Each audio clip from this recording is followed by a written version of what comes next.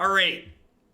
Green, white enchantment. So, what makes it an enchantment deck? Eidolon of Blossoms here says whenever this card or another enchantment enters the battlefield under your control, you draw a card.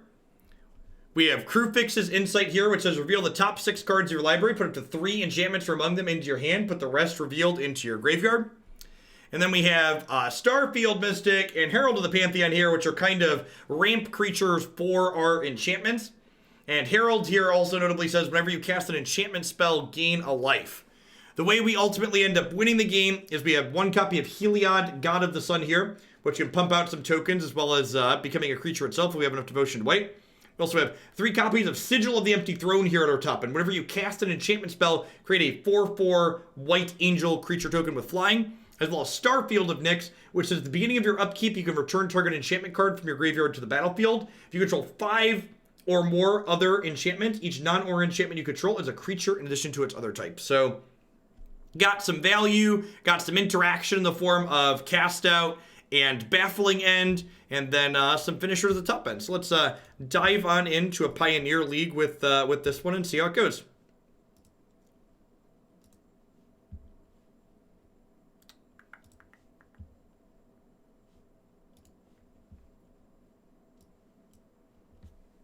These are certainly all Pioneer legal cards. So I watched the F2K highlight video of you. Have you thought of going through old videos and clips and making that kind of video for yourself? Why would I need to do it for myself? They already did it for me.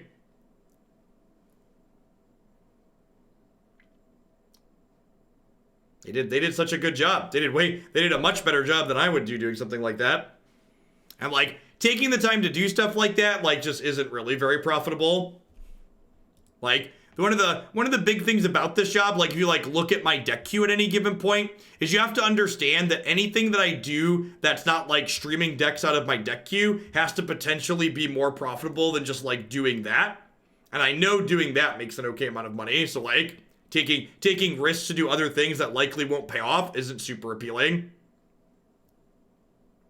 Well, that's a start to a game of Magic.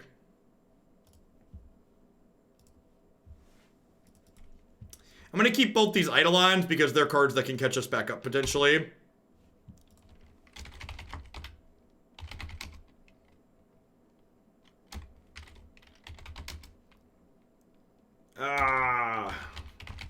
Marty made a command at some point. If you look on the F2K Twitter account there, you'll find the video. I think I'm going to cycle this Cast Out here. The red aggro matchup's probably pretty okay for this deck. I mean, we haven't stumbled yet.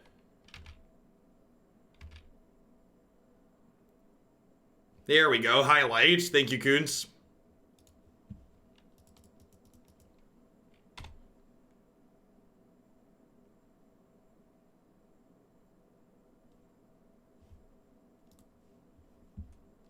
Okay, well, we're gonna guaranteed get to cast this Eidolon. Hopefully, if we're really lucky, we'll draw a Courser next turn or another Baffling End. They also appear to have nothing. Like, they lit up the stage into 2 lands there. So, you know, we got that going for us.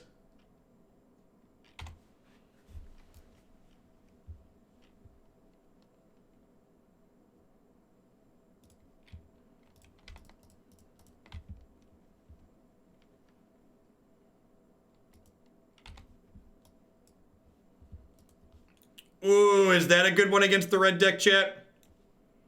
Oh, that's a good one against us. Okay, they might have more Searing Bloods over there.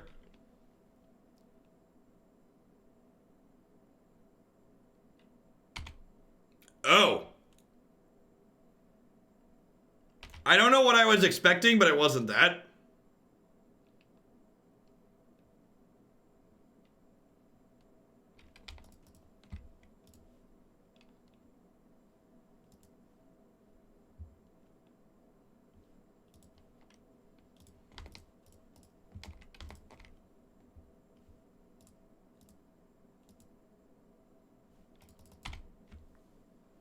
Okay, so we're going to 5. We're at a virtual 3.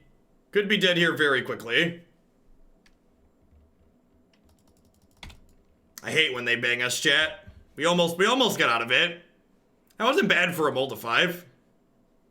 Weird. Their deck's weird. It's weird that they're playing Light Up the Stage in a deck that has 4 and 5 mana cards in it, to me.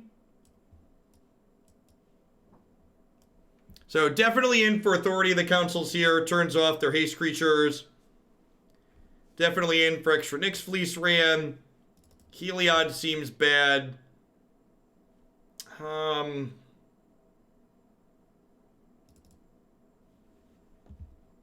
Maybe this many Sigils is bad. I do need ways to actually kill them, though. Starfield of Nyx is probably unnecessary. Oh, they're probably playing Draconic Roar. That's a solid observation. I bet that's true.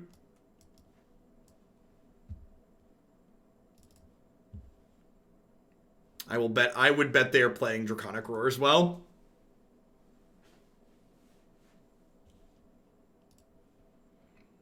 Ayers is someone who's well known for playing in SCG Tour events. I'm gonna keep this. Obviously, it needs a second land, but like I get to cycle 2 cast outs, and I get 2 shots of the second land naturally. And something that's really important to note is that cycling cast out here doesn't count as casting a spell. So if I draw into a Once Upon a Time, I can still cast it for free.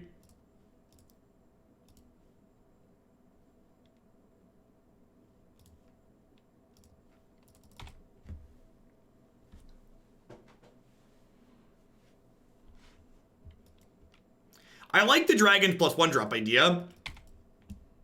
Seems really neat. Soulscar Mage is very good against Nyx-Fleece Ram because it lets their burn spells shrink our creatures. I think I'm just gonna go ahead and Baffling End their Soulscar Mage here then. So that way my Nyx-Fleece Ram is more likely to live.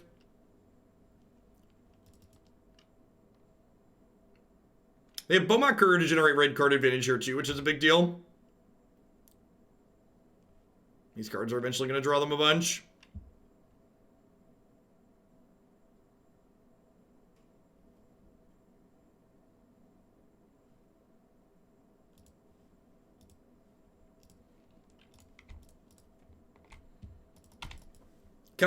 Sphere of Safety. Safety Dance might keep us in this game. Hey, Ed Funda, thanks for the 2-month resub there. I appreciate that. Welcome back. Thanks for keeping me around.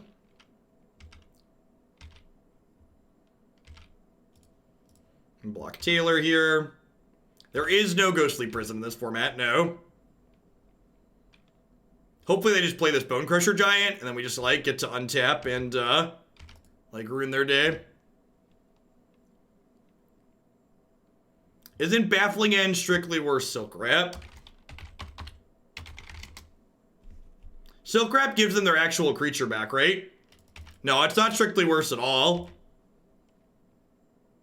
It's not even close to being an apt comparison. A lot of the creatures you're taking are much better than a 3/3. Safety Dance. Safety Dance. Do-do-do. Do-do-do. Boop-a-doo. Do-do-do.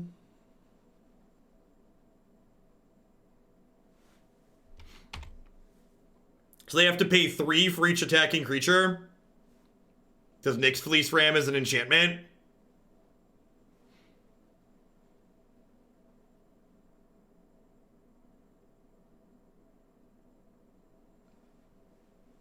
Illegal attack! Illegal attack! Dirt, dirt, dirt, dirt.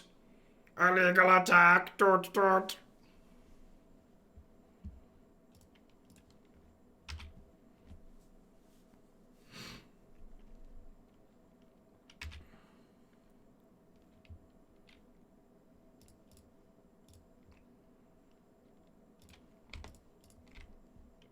This cost me 1 less to cast because of Herald of the Pantheon.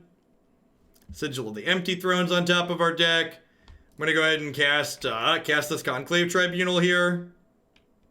Oh, I didn't have to tap all my creatures. Yeah, they just can't beat Sphere of Safety. Yeah, I should have boarded all those in. It's possible that there should just be 4 Sphere of Safety in our main deck. I think there's a very, very good chance that that's the case.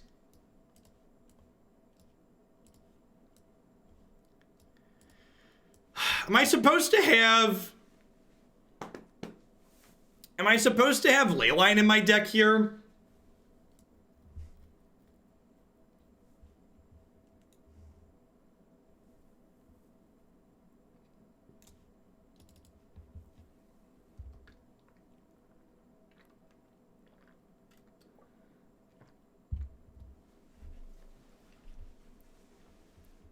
Deafening Silence could be good too. I could see this being okay. I don't know, they have some more expensive top end too though. These Eidolons aren't particularly good. You just kind of die. Yeah, let's try this. I could see Silence being okay too. I think if they weren't like curving up into dragons, I would, if they weren't curving all the way to dragons, I would bring in Deafening Silence. They were just like the super low to the ground prowess deck. But because they have 4s and 5s, I think I'm not interested in doing that. Seems unwinnable for mono red. Nah, I mean, the mono red deck just kills you sometimes, so. I think part of the reason the mono red deck is good because it has a chance everywhere. Well, that's a pretty good draw. So we're gonna go turn 2 Nyx-Fleece Ram, turn 3 Herald, second Nyx-Fleece Ram. Red Rover, let Bomat come over. Wow, no turn 2 plays is big game. Still haven't cast a spell yet. Well, ain't that a bag of something? I guess we'll take the castle because it's a utility land.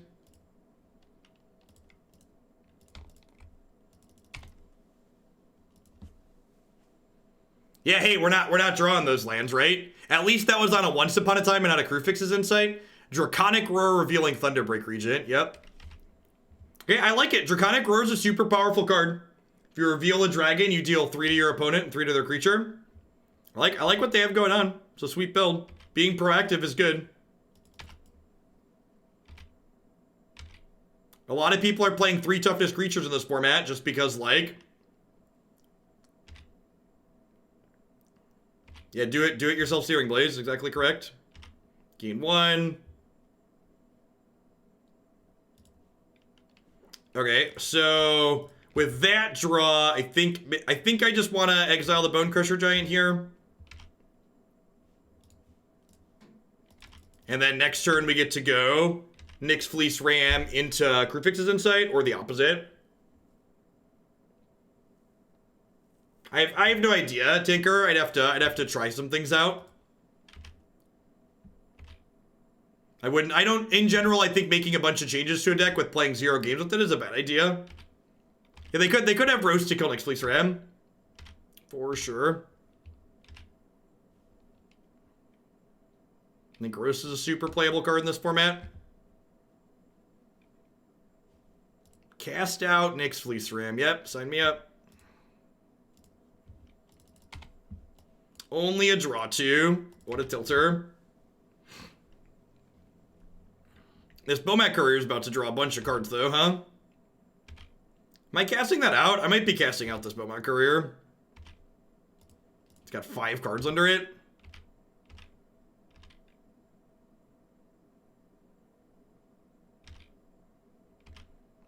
I think we're getting rid of this, right?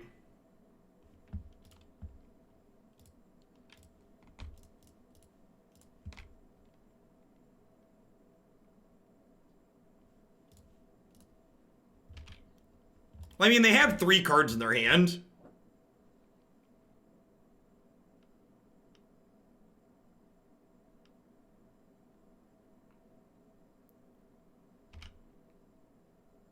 All right, they hit land, they'll light up the stage here. Yep. Soulscar Mage is very good in the face of our Nyx-Fleece Rams. Lets them shrink them down. Really need a piece of action here. Yeah, that's an okay draw. Gains us a little bit more life. If we can find a Starfield. They have Thunderbreak Regent in their hand that we know about, which is a little scary. Because, like, that's going to dome us in the air. And we don't currently have an answer to that. Yep. I should auto-yield to these. Safe to dance. Safe to dance. Do-do-do. Beep-a-doo. Do-do-do. Do-do-do. You can dance if you wanna. You can leave your friends behind. Do-do-do-do-do-do-do-do-do-do-do. You can dance. You can dance. Do-do-do-do-do-do. For people wondering why they conceded, Sphere of Safety reads, your creatures can't attack you unless your opponent pays 1 mana for every enchantment you control. So they really weren't attacking us. And people thought we were gonna 0-3 drop. People thought we were gonna 0-3 drop. Come on now. Come on now. I have Pioneer Staple Nyx-Fleece Ram in my deck.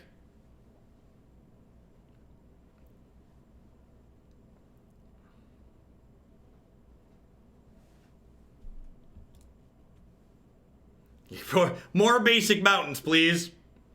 More basic mountains, please.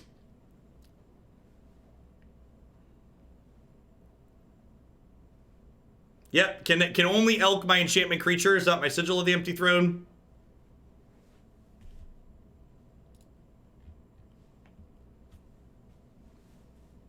I think Nyx-Fleece Ram is genuinely playable in this format. I know we usually say format staple X being sarcastic, but I think Nyx-Fleece Ram is a genuinely good card. I think it is very, very sideboardable. It's another aggro deck, doo-da, doo-da. It's another aggro deck, oh, doo-da-day. Do-do-do-do-do, do-do-do-do. Give me all the aggro decks, oh, doo-da-day. Bum bum bum bum bum bum bum bum bum bum bum. Do-do-do-do-do-do-do-do-do-do. There should probably, I almost put the Sphere of Safeties into the main deck of this too, and I wimped out at the last minute. Definitely should have put the Sphere of Safeties in the main. Not close. They can probably take enchantments off the table post board. Yeah, our last opponent was an aggro deck that didn't have access to enchantment removal. I would assume this opponent in their 75 can remove a Sphere of Safety. Would be my guess.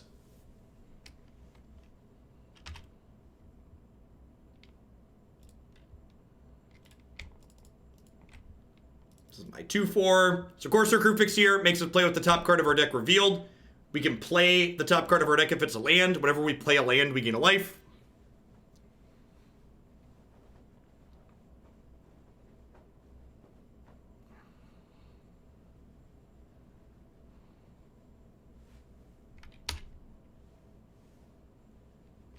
He's been petrified, chat. Petrified.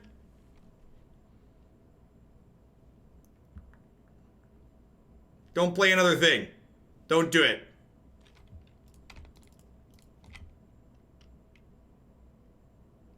Alright, who's got 2 thumbs and is dead to another removal spell? This guy right here.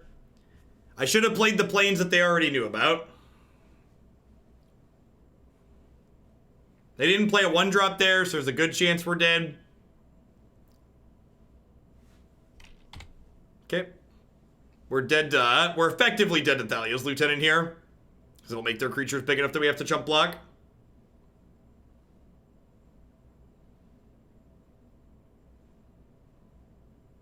Also dead to Brave the Elements, yep.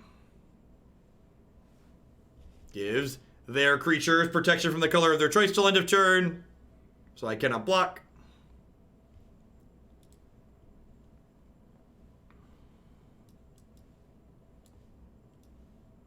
Could we play Blind Obedience over Authority of the Consuls? No. I don't want to pay 1 extra mana to gain life. I just want to gain the life automatically. I think your suggestion is too slow and clunky.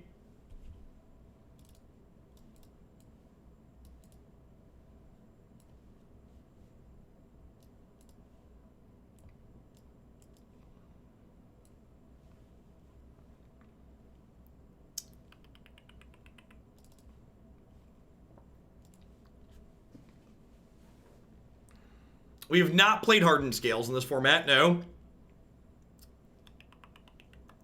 Yeah, this is fine. Turn two Ram on the play. Has Baffling End as well.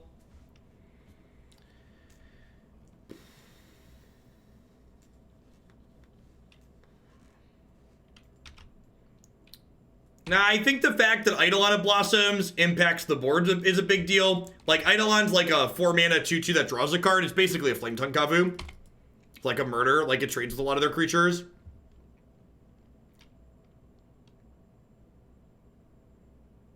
Vessel doesn't impact the board. It's spend 3 mana to not impact the board, which makes it less than ideal in most situations, I think. Alright, well, definitely Baffling End and Kithian here.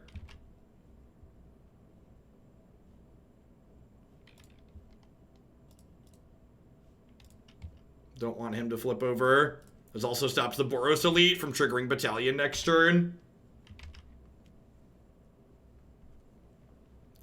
Chupacabra's not very good. Wicked Wolf's like good Chupacabra. I have no data on the usefulness of shillings in engagement. I guess that's not true. From my seeing so far, it doesn't seem like shillings have meaningfully increased user data or user interaction. It's also hard to tell though too, because like there's so many factors that impact viewership on Twitch. Just a lot of factors. You know if shillings are going to be reset? I have no idea. There's a thing that says they might be, but I don't have insider information if that's accurate or not. Would love to play a Fortified Village.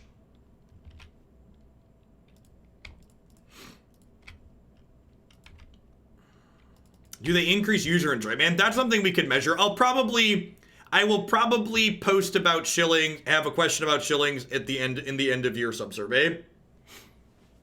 So after December, we'll send out another survey. Why don't you watch in theater mode, Pepperidge Farm? Theater mode's busted. That's unfortunate. I'm just going to say no blocks.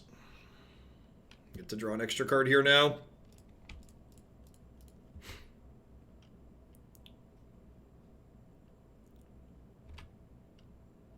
So we're pretty dead to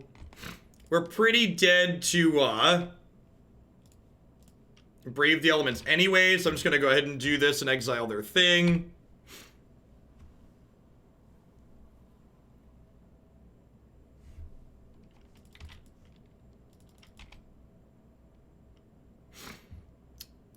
Probably increases casual engagement on actual viewership. Yeah, I'd believe that. Yikes. Super dead. Yeah, there should probably be 4 Sphere of Safety in the 75, and most of them should likely be in the main deck, I think. I think we should focus on beating the creature matchups, just like lean into that being our strength. And this is definitely our best card for doing that. If we see this card on 5, most decks that are attacking probably can't beat us. And like with Courser and Nyx-Fleece and like Herald, you can't burn us out very easily.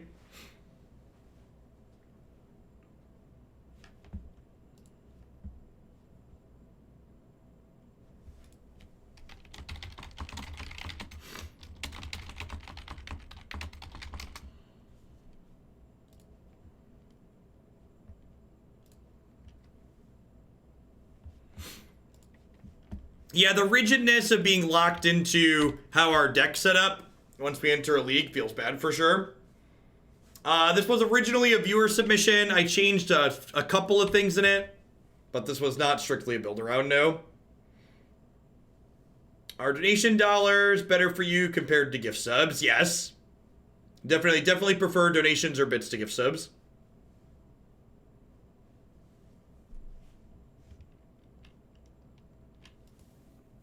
Thanks for the sub, Gifty Zazu.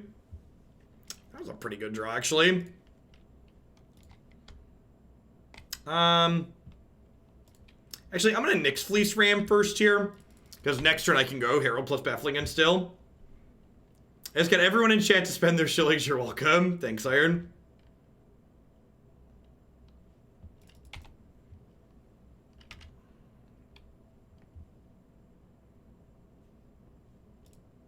That's the punish for not playing Herald first. If I lead on Herald on 2 there, I could Eidolon of Blossoms on 3, which is super relevant.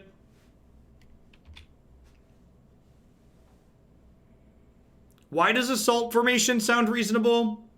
What about me just getting run over by an aggro deck makes you want to play Assault Formation? Because I am confused.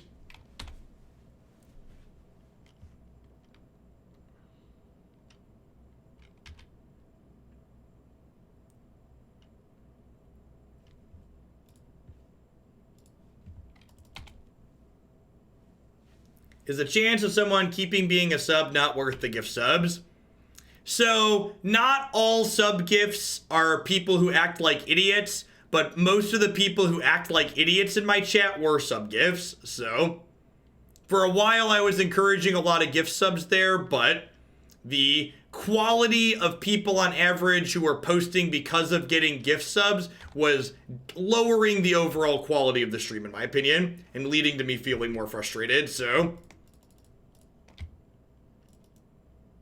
there are plenty of people who have gotten gift subs who are fine folks and fine members of chat, but in general, the number of people that were causing me to feel frustrated when interacting with Twitch chat or generally annoyed were mostly people who had gotten gift subs. People tend to be a bit more respectful when they're sending their own money or Prime. I pay $25 a month to act like an idiot in chat. Definitely. Super okay.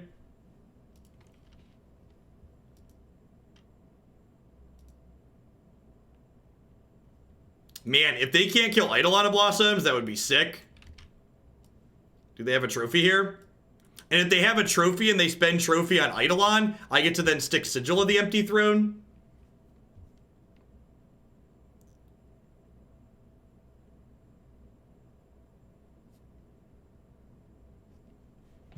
Also, every gift sub has to resub at least once to equal donation dollars. That's not quite true, but it's close. So when someone gifts a sub, they spend $5 and I get $3.50 of that $5. And PayPal fees are less than that cut for sure.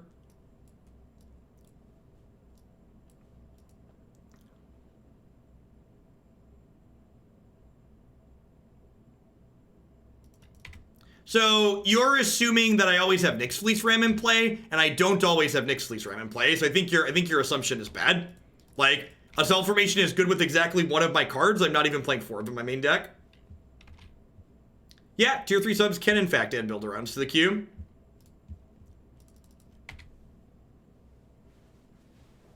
No, they're just playing their own Courser in their mid-range deck.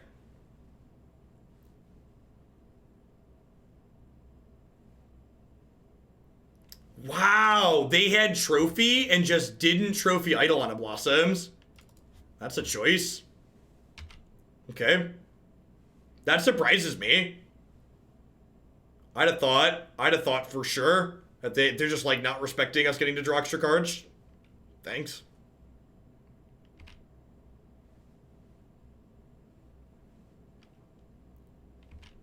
Oh, they have a Fatal Push here? If their last card is Fatal Push, they're gonna get us.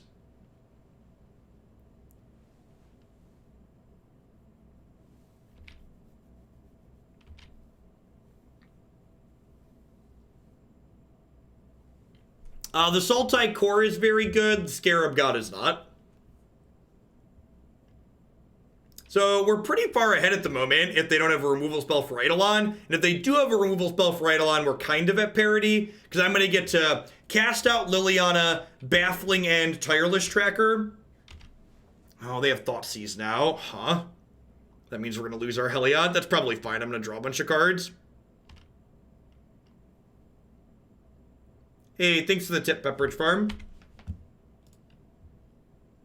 The theater mode tip was worth the price of admission. Keep up the awesome stream. It's theater mode. Theater mode is good stuff. Oh, okay. Well, you can keep your Liliana for one more turn. Welcome to Thunderdome. Enjoy your stay. Did they post a state of the game today? That's good if they did. We desperately need one.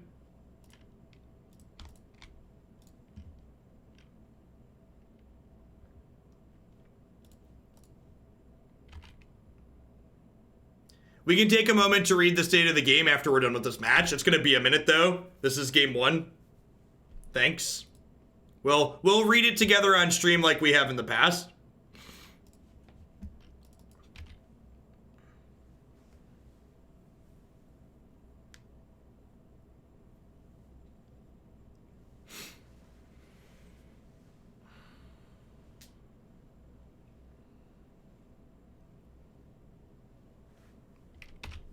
If they can't take Starfield of Nyx off the table, I just get to bring back whatever they take here. Let's bring back an enchantment every turn. We're just like Starfield, pick back up Sigil, cast enchantment, make 4/4s.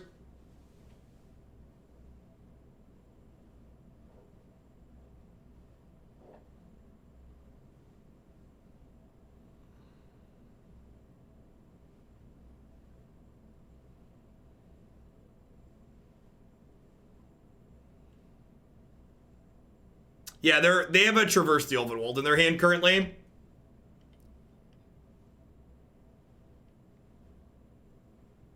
So this gives them Delirium.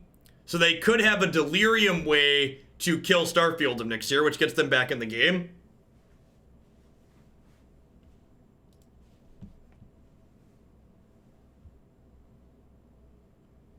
They released a historic update too. Excellent.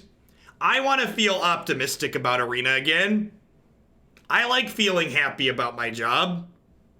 We'll read both those updates. People that want to see those updates but don't want to miss content here, I'm going to go through those updates together on stream after this match for people that care about Arena.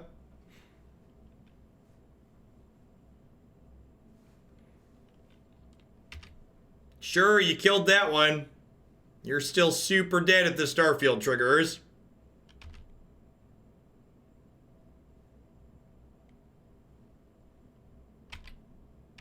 They just can't win the game, right? Like...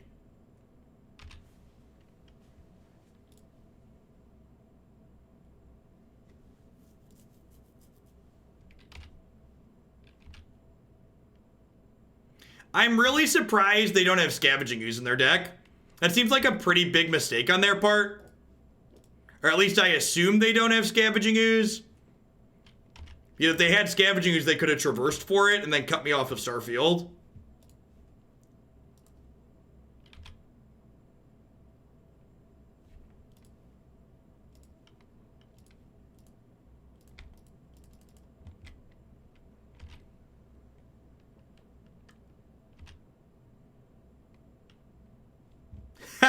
Starfield actually makes Heliod smaller here. That's great.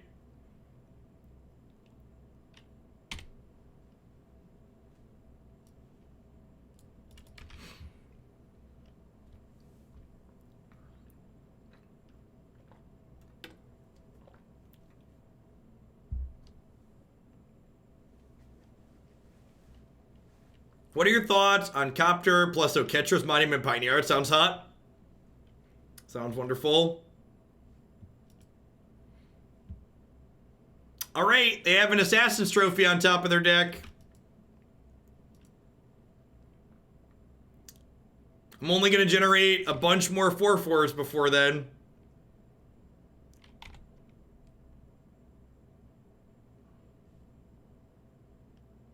Starfield only impacts...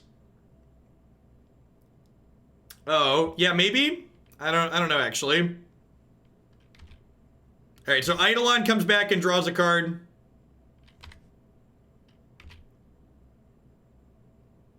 Whew. Oh, if this is wrong, then I don't want to be right, chat. If this is wrong, then there's no need to be right. Nenich Power, thank you for the brand new tier 1 sub. I appreciate that. Hope you're having a good one wherever you are.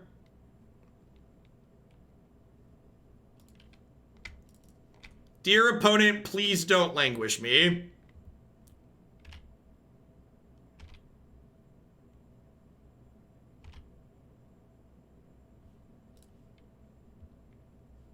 What's the storm count, right?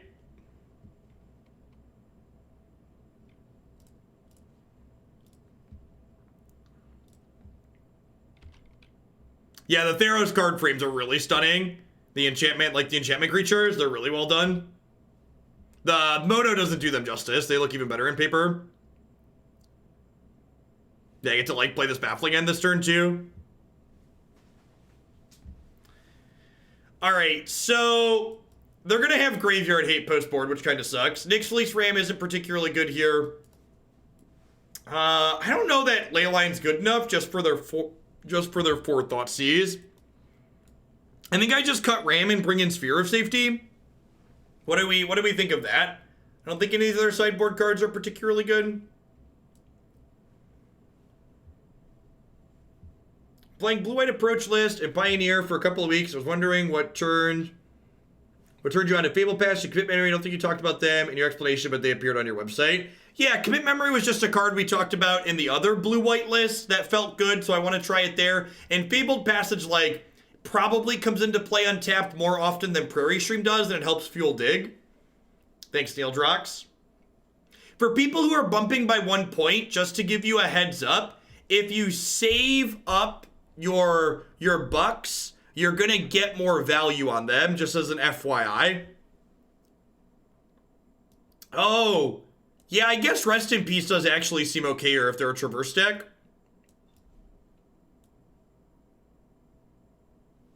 Sphere, this is my only graveyard card. Yeah, so for 10k points, you get to bump a deck. For 10k shillings, you can bump a deck by 1 point. For 30k shillings, you bump a deck by 5 points. And for 50k shillings, you bump a deck by 10 points. So if you save up for the 10-point bump, you get 2-to-1 value. You're welcome to keep doing 1-point bumps, but just in case people didn't see the other things there. Magic players do love value. I'm not going to tell you how to spend your money, but I'm just putting your options on the table for you, okay?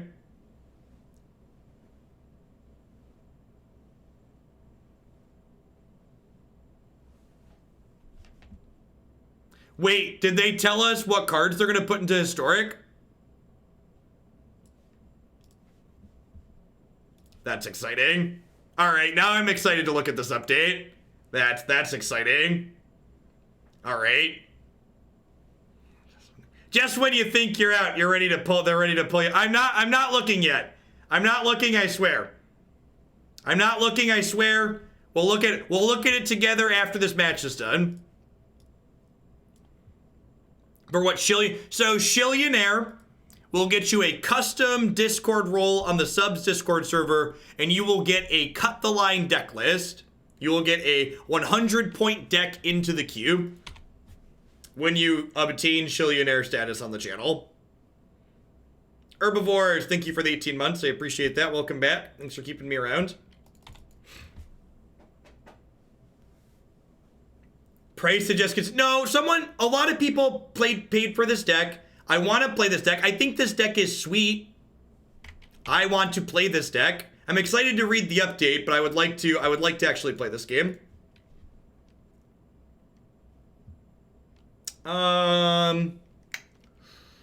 Heliod's not going to do anything for a while. I'm just going to take the card that draws cards, believe it or not. This is match 3. This is match 3. We are currently 1-1. We are up a game and we are 1-1.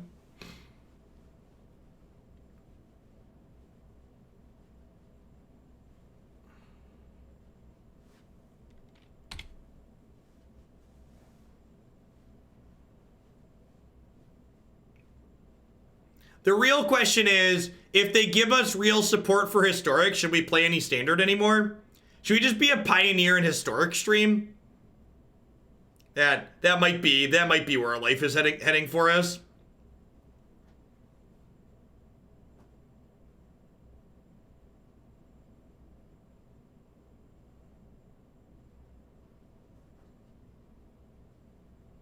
Wow, rude.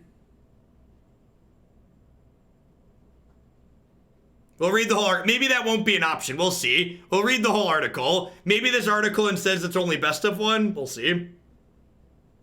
Yeah, I mean, getting double thought seized hurts, but like, I think it's correct to do what we did. No spoilers, but I'm happy. That's good. That's exciting.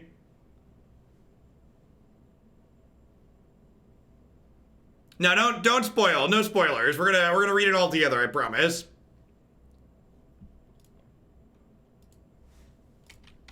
Some people in chat want to learn and experience it for the first time with us too. No, stop it.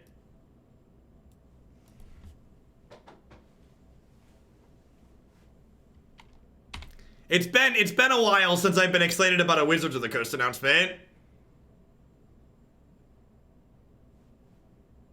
Questing Beast. Yeah, that's a card.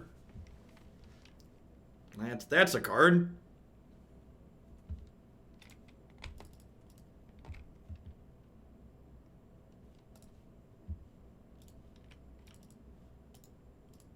Okay, and then next turn we get to deploy the safety dance here.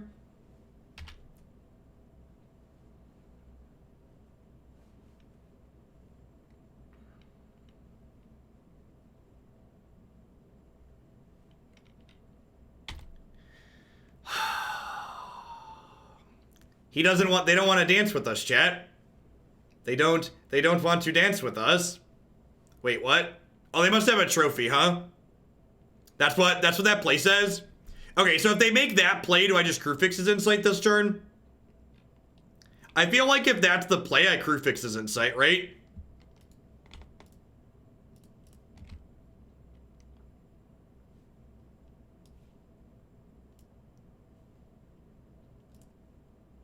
God, this is a good series of hits.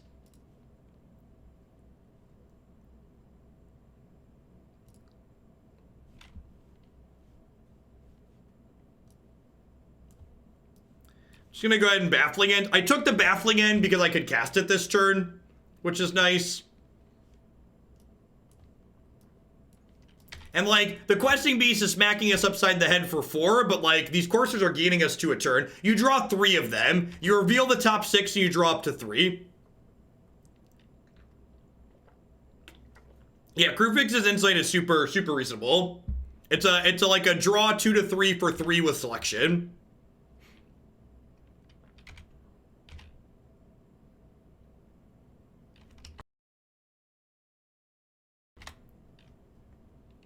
You know, honestly, they just don't have us under any pressure. I'm just gonna, like, generate some card advantage here.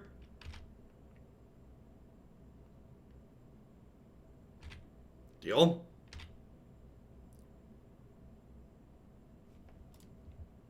The old Starfield plus Rip deck. I only have 1 Starfield in my deck. So I know, like, Starfield won us the first game, but I only have 1 copy of it in my deck. As an FYI. I only know 1 way to spend my shillings, highlighting nonsensical messages in chat. God bless.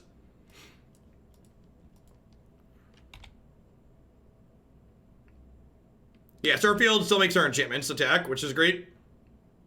Now, like, they're a Delirium deck, so, like, you know.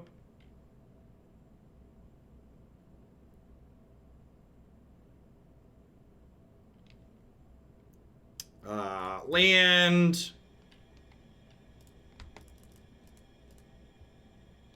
I think I'm just gonna Conclave Tribunal their Questing Beast, because I'm pretty sure that they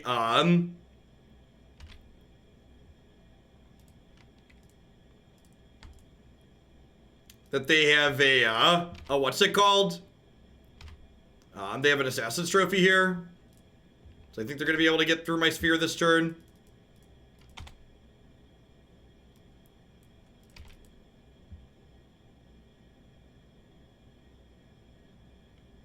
Yeah, we've gained a lot of life off these coursers this game. We've gained 2 life every turn since turn 3 off the coursers.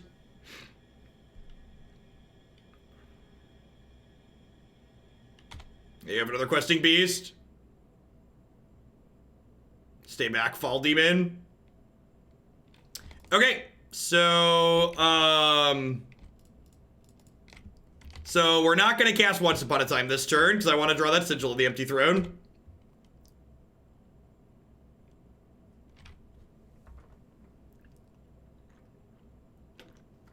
Is Fracturing Gust legal? It is not. That card's from Shadowmoor. There is a 2-mana green card Return to Nature that's legal, but ain't nobody got time to play around that one.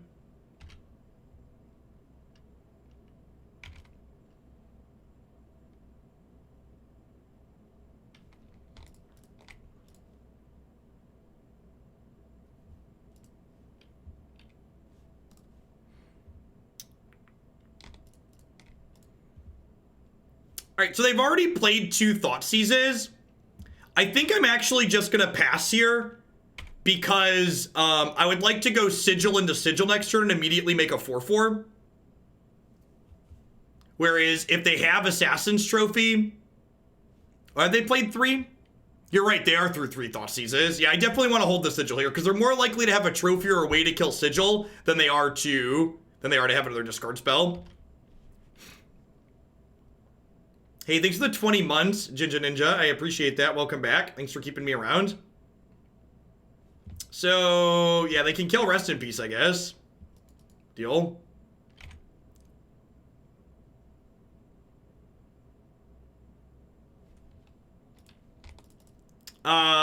We're gonna read the Pioneer announcement together on stream after this match, which is hopefully gonna be done soon with these draws. So please don't post spoilers of the announcement if you've already read it in chat. So now every time we cast an enchantment, we get 2 4/4s, assuming they don't kill my things. I assume they have a trophy here. Had an accidental Amazon Prime subscription, then I remembered it came with a free sub. Sign me up for a month of Hoaglandia. Thanks for keeping me around, Ardan. Every month that you have Amazon Prime, you get a free one here. So thanks for keeping me employed with that.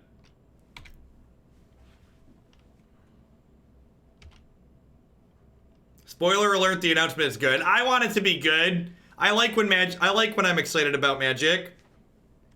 I'm gonna decline shuffling because I want this cast out that's on top of my deck. I don't really need another land. You like that we're at 20? We took like 6 hits from Questing Beast this game. We're just like casually at 20 still.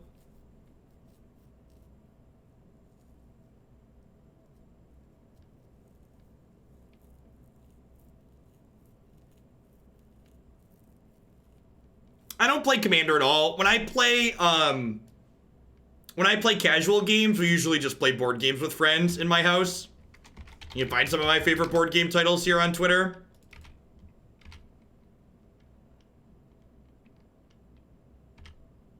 Yes, like every game action we take gains us 2 life at this point. Yeah, our opponent also can't attack us ever because we've got double Sphere of Safety. So unless they ever return to nature, I wonder what their plan is. Which Bogles is a deck that sees play.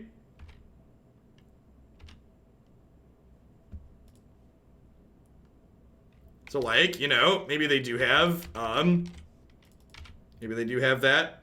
I don't even know what I'm casting out at this point. Like, I really don't even care about any of their stuff, right? Because, like, I'm about to attack this Vraska down. Oh, that's a Kruphix's Insight on top of my deck. Now, why? That one's gonna be real good next turn. I could cycle and take the draw 3 now, huh? Is that a good suggestion? That sounds like a great suggestion. Up to 3. We might brick. It's up to 3. JK, LOL. Oh. Okay. Alright. Yep. Triggers.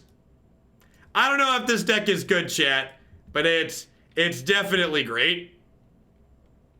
Uncertain if the deck is good. Definitely great.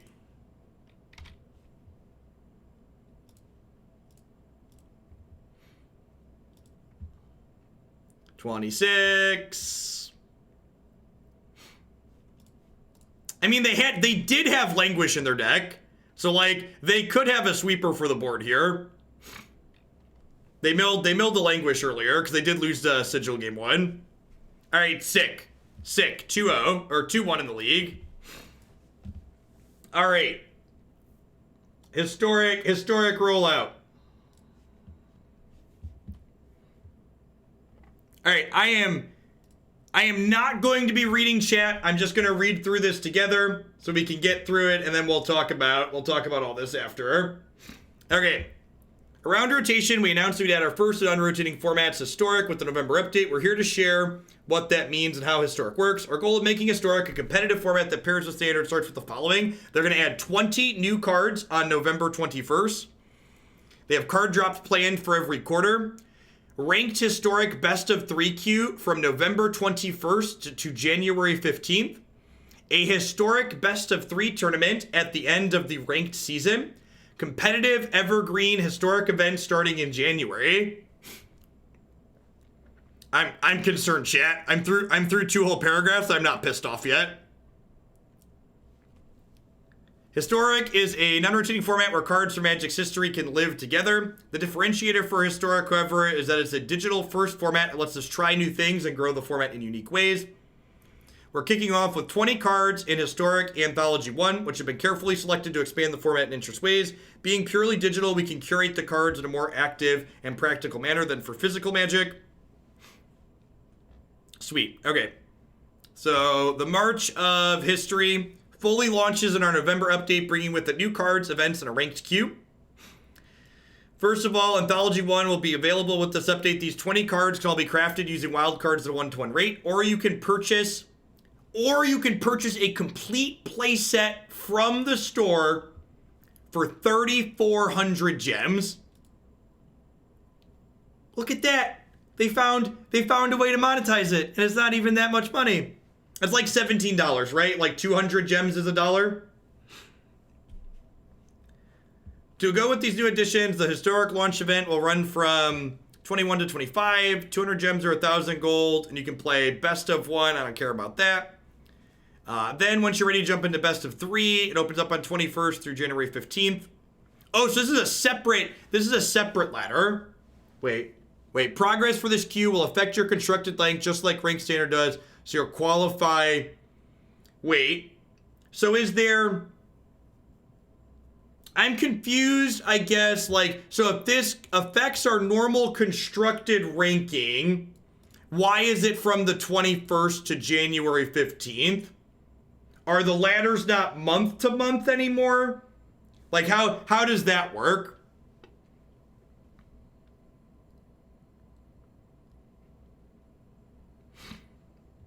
When Theros Beyond Death releases, Historic will transition to the off-season. We'll have an evergreen best of 3 Historic event so that competitive Historic players will always have a home, but Arena's Magic focus will turn back to Standard until Historic Anthology 2. Okay, so you'll be able to only play ranked for set time spans, but there'll always be a best of 3 constructed event mode for it. That's fine. Will be playable in the play quick queue for best of 1 games. That's fine. I think that's fine. I think there's people that are going to complain about that, but I think that's fine. So long as there's always a best of 3 option, I think that's a fine compromise. Look, they found a way to make money for it off of it, and they found a way to always give us an option to play best of 3 for it. All right, this is what we want to see, right? These are the cards we're adding to the format.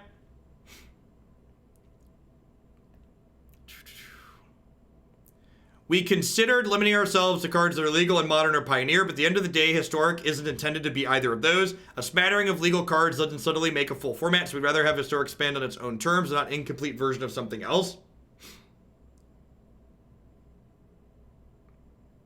You don't have to craft older cards at 2-to-1 hider. They rolled that back. So crafting these cards is a 1-to-1. Sarah Ascendant. Here's the link if anybody wants to see that. This, by the way. So they're pushing for like a Soul Sisters type deck because the Johnny's Pride Mapes a card on what's it called currently? Treasure Hunt, Distant Melody, Crypt Breaker. Phyrexian Arena is kind of sweet. Tendrils of Corruption is kind of a weird one.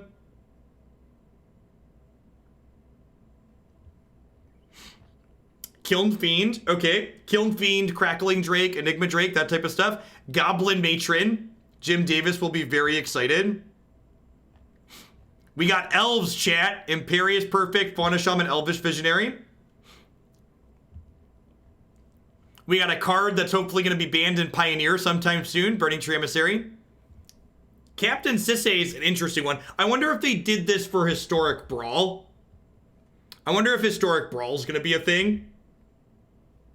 Dark Steel Reactor. Hey, look, they put a Timmy card in. You may put a charge counter on this. With 20 or more charge counters, you win the game. That's fun. They gave you some sample deck lists here too. Sure. Yeah, Mindstone's a good one too. All right. I don't hate it. I don't hate it. We might have a real thing to play when Standard sucks. That sounds great. We have a State of the Game article that was published today as well. Add new features, new cards, new things to look forward to. Performance is their biggest thing. Good. We've begun the code refactor of our asset system, and the first batch of changes coming with this update will be primarily focusing on the frequency and severity of times the game would stutter or hang during matches. Good. Good.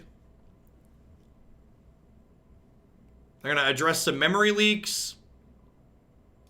Most game crashes reports received are correlated to the issues above. Yep, sounds right. All right, so we're going to have a base friends list. Beyond Standard. Recently, there's been a lot of discussion about what MTG Arena is ultimately to be as a game. To help the conversations and lend context, we want to talk about our goals. Good. So we already looked at the historic update. Delving into Magic history, plan to bring Magic history to Arena through historic and set remasters. Set remasters is a big deal. A curated experience should provide easy onboarding and great matchmaking. Arena is a new way to experiment with the digital space. Event curation. At the high level, this means Arena will feel more like your local game store running a variety of events. We've also completely understand the desire for more on-to-plan play so you can play more formats than what's currently being offered. That's why we continue to expand the direct challenge option and add additional social features beyond the friends list. Last year, later next year, we plan to begin adding remastered versions of old Magic sets to Magic Arena. The MTG Arena team, in conjunction with R&D, will be looking at multiple sets and condensing them into single, larger sets that only include the most relevant cards and adding them to the game. This will allow us to focus on what makes these sets fun and exciting for players while delivering on content more quickly. This is a long-term commitment that will eventually lead to additional format support beyond Standard and Historic. Pioneer is one of the formats we're working towards, but it'll be a longer journey before we can talk specifics. As we head towards that goal, we'll be focusing on delivering the best play experiences these sets can offer. Look at that. That's all we needed, Wizards. All we needed was for you to tell us that you really loved us and you didn't love Magic Online more, and you were eventually going to give us Pioneer. The reasonable people out here, we understand that you can't give us Pioneer today, but we just want it to know that it's on your mind. We want to know that you're thinking about us even when we're not there.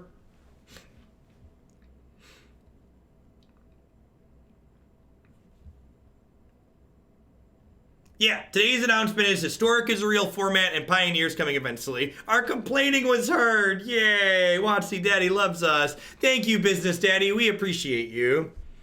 We want to leverage Arena's digital strength to create a format that can adapt quickly. All right, so this is the link to the Historic article we just wrote.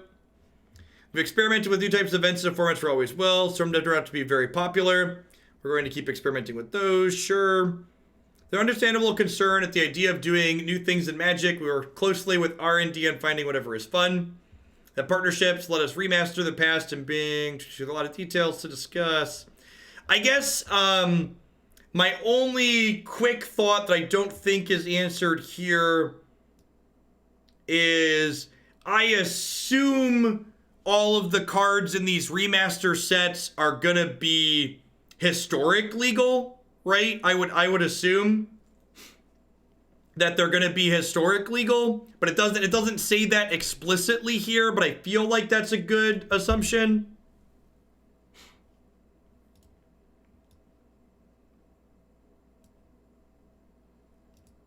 Otherwise you wouldn't be able to play with them, right?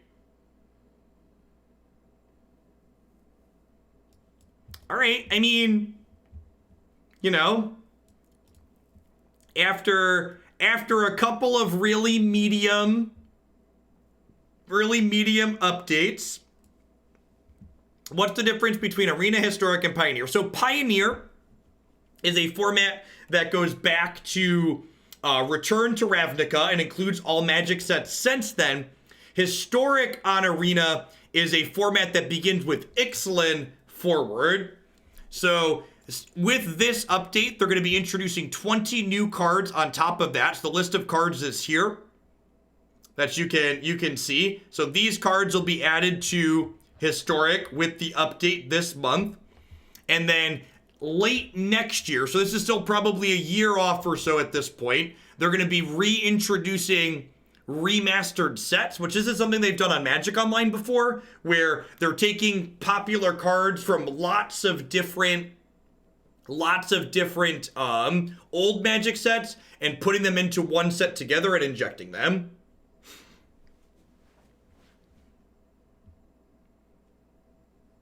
So yeah, I don't know. I'm happy with this update. They made it very clear that we're always going to be able to play Historic in best of 3 on Arena, sometimes in ranked, and it's always during constructed events. They said they're adding a big Historic event at the end of the ladder season, which seems great. So I would expect, I don't know. Yeah.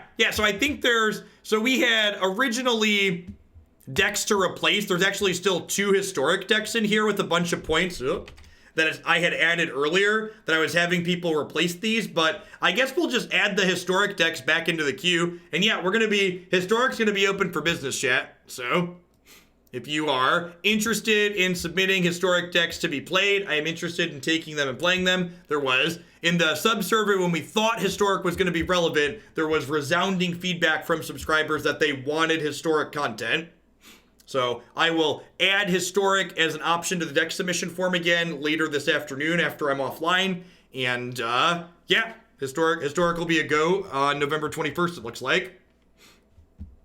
We're not going to be dropping Pioneer.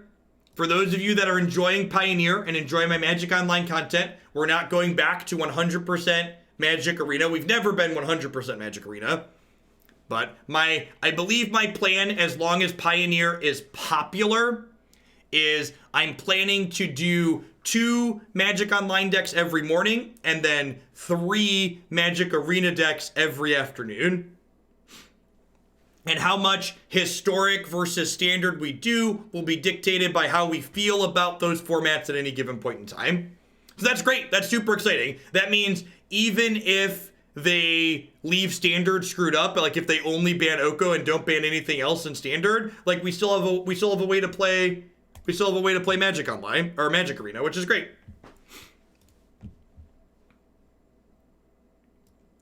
Is this the final nail in Modern submissions? I mean, nobody's sending in Modern submissions, so I don't really know. I've approved 1 Modern submission in the last month. Does this change the Mythgard schedule? Yeah, so actually, I think I've sorted the ability to be able to run a little bit later consistently in some afternoons, so I think I will probably... next week's going to be a little bit funky because of Twitch rivals, but I think my plan is to, I'm going to do Moto every morning, Arena every afternoon, and then Mythgard after Arena 2 afternoons per week. So two streams per week, I'll do like 8 to 9 hours instead of my normal 6 to 7. Yeah, the reaction to me reading through that article will go up on my YouTube channel in its own video. It'll also be a part of this green-white video. So I'm not going to take the time to edit it out of the middle because that's too much work, but it's a lot of effort and I ain't got time to do. Yeah, honestly, I think the plan for Modern is if we do play Modern on occasion, it'll be like wild decks like Neoform. Like if we like fire up Neoform once a month, I would have a good time with that because that deck's a hoot.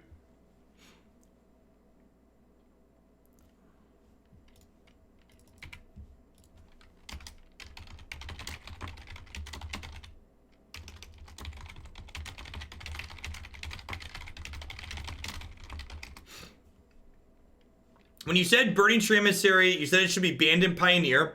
Watching every once in a while, I barely see what's up. What deck's the problem? In the green Devotion decks, the Burning Tree Emissary in the green Devotion deck is what allows that deck to, like, play Nissa on turn 2. Like, 5 mana Nissa on turn 2. Hey, thanks for the biddies, Golden. I appreciate it. Hey, look. Once upon a time, there was the fact that cycling cast out. Okay, so I punted here. Obviously, I should have cast Once Upon a Time so I could put this into play tapped. The fact that cycling cast out doesn't count as casting a spell for Once Upon a Time is great.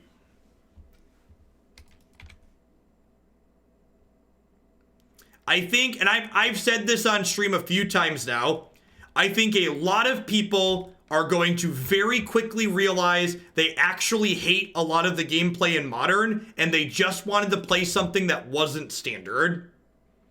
I know for a long time I've kind of felt that way. There's like some okay games that I enjoy playing in Modern, but by and large, for the most part, a lot of the games in Modern I think just suck. They're not interesting, they're not interactive, there's like some meaningful decisions, but it's mostly people playing past each other. And like on top of all those critiques, Modern's also really expensive dollar-wise to play.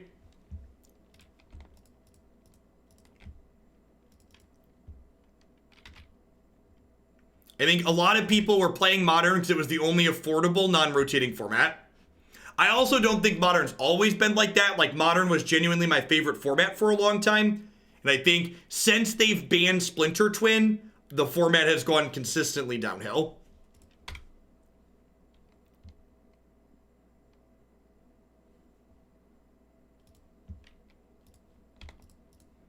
I think having cheaper, Modern, and Legacy deck submissions that don't get daily points would be effective. That way people will be more like, I don't want them to donate more, Wilder.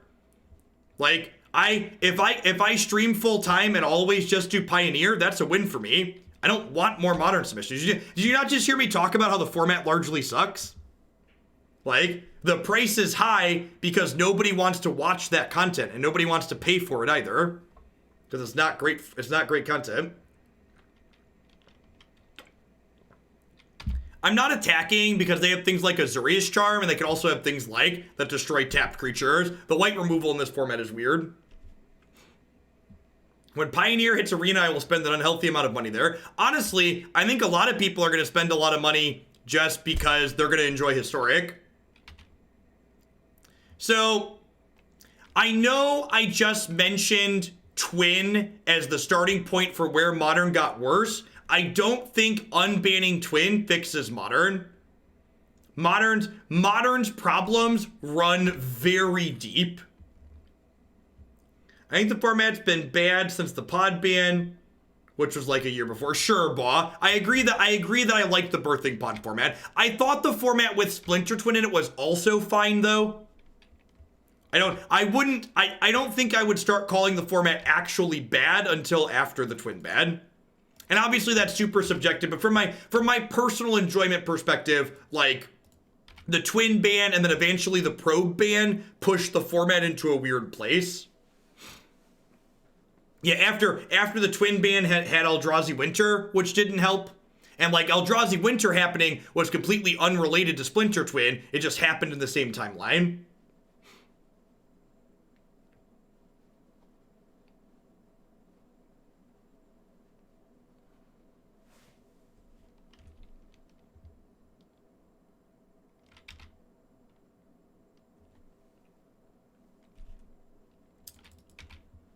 Pod was like the most fair deck. Every single piece of hate. Yeah, I agree. Pod should not have been banned. I watched Modern when it was the only thing we were doing, but it's kind of like my current relationship. Arena didn't like the format, but liked the delivery. Thanks.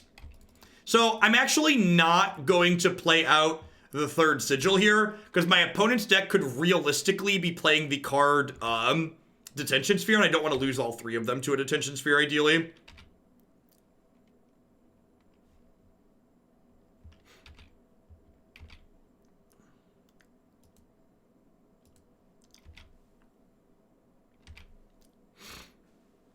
I want to cast EDF in every format it's legal. So if they want to give me that card on Arena, that sounds great.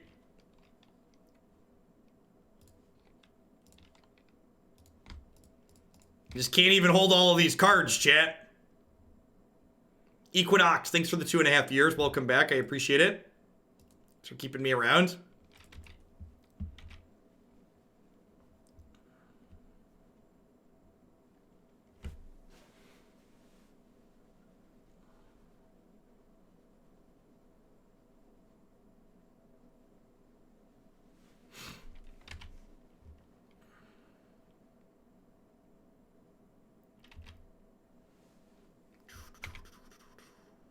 Probably just going to cast out Elspeth here. Yeah, let's do Courser. If I play the Eidolon, there's a chance I miss on the land to cast out the Elspeth, which I think is important.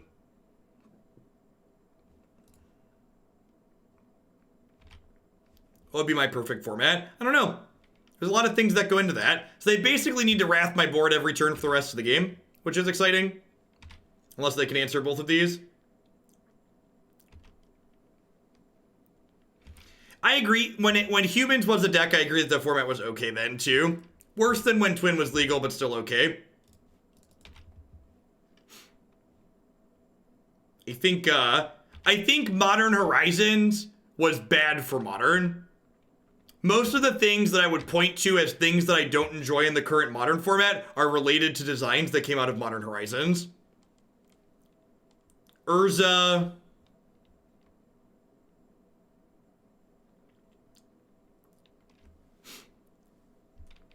So I'm going to let this dig through time resolve because I don't want them to resolve the dig through time knowing that their Elspeth is gone.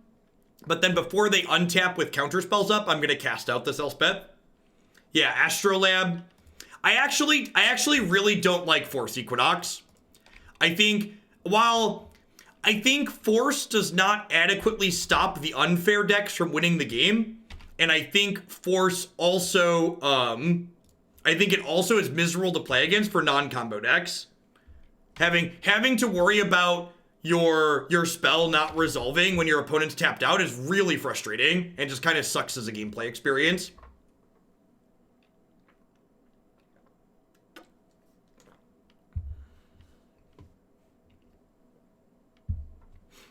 All right, you have another sweeper. They need like Supreme Verdict plus Detention Sphere here to like have a shot, and even then we're in a pretty good spot.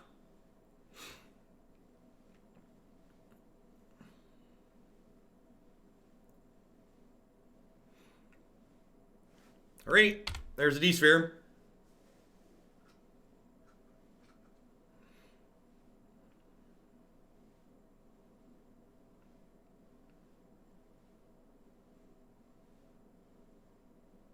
Really?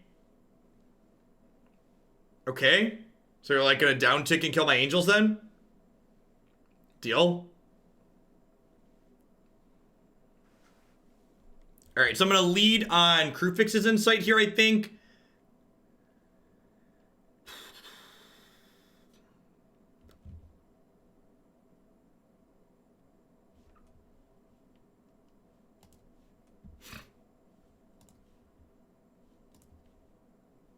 I'll do Field Versus, I guess. So if Kruphix's Insight finds a Baffling End, I can Baffling End this and then attack their Elspeth to death. Oh, there's a Baffling End on top of my library, actually. Shh.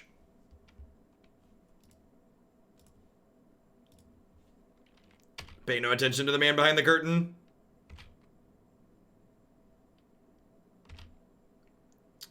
Yeah, there is another Enchantress Paw, but I felt like if I wanted to fit it in, I had to cut a non-enchantment for it, and I felt like I didn't want to cut a non-enchantment for it.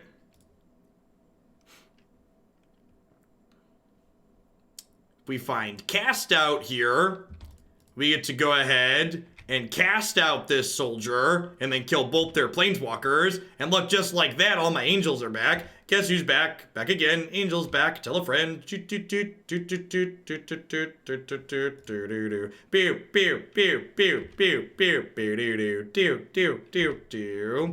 And like, I still got 5 cards in my hand, all of which are great. So like, they're dead on board, and my 5 cards in hand, and they're all great.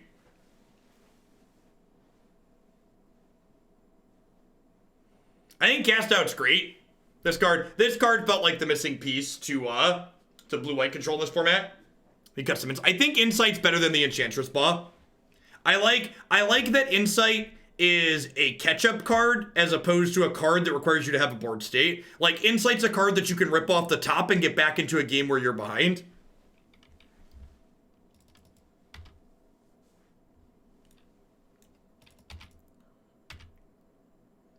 Alright, who's got 2 thumbs and is about to get Settle the Wreckage? This guy right here.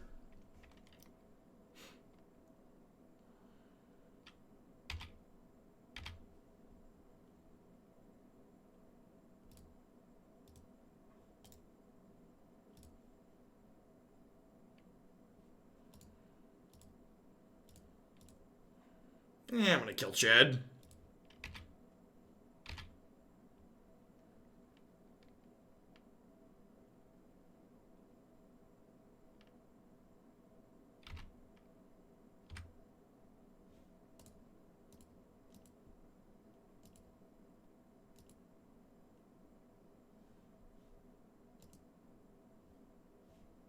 Bunted should have played Courser first so we could gain life.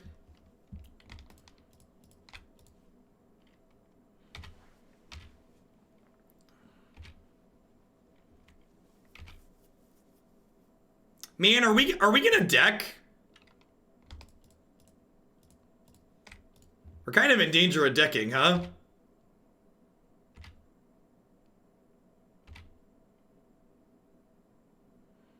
There's only 20 cards left in my deck. 19 now.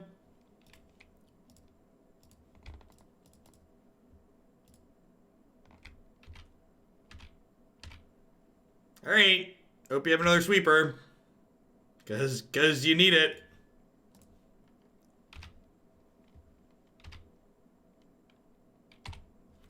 Go. Our opponents like swept our board every turn for like the last 3 turns, and we just like have 6/4/4s in play.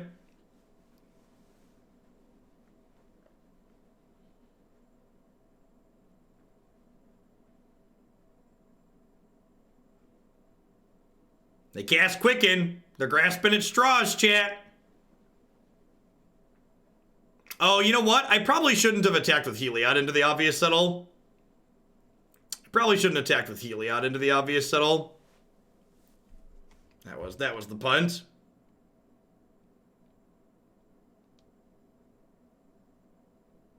You know, I'm actually not going to play that for free with Courser.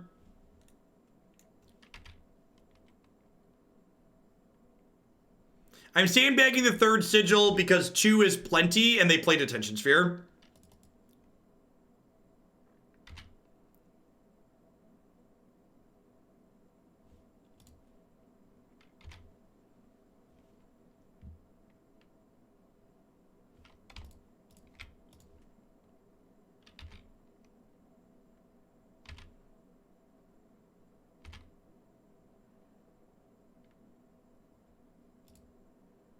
Baffling End is just creatures. I'm paying 2 to make a bunch of things here.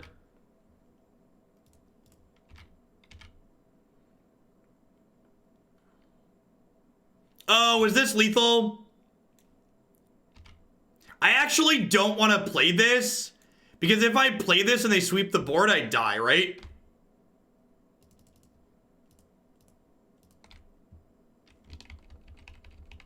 I'm actually just gonna pass here. I should play Fortified Village, whatever.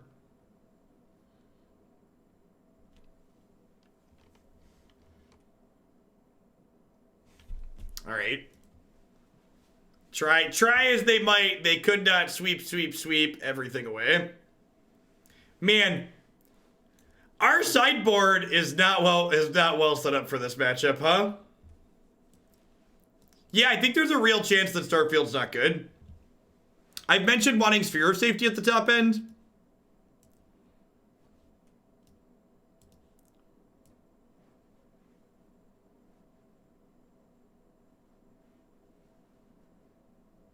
Yeah, Leyline stop settle. In for Leyline stopping settle. I'll cut 2 Nyx-Fleece Ram.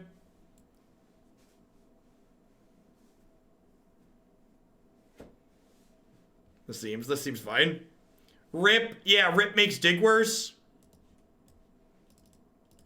They're not destroying that many of our enchantments anyways. All right, let's do it.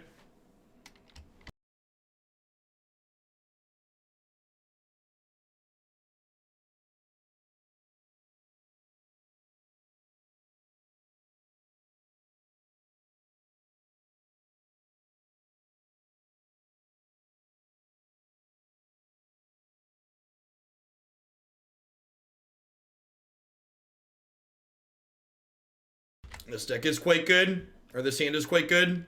Deck seems pretty okay too. The hand's definitely great. It's match 4. This is only match 4.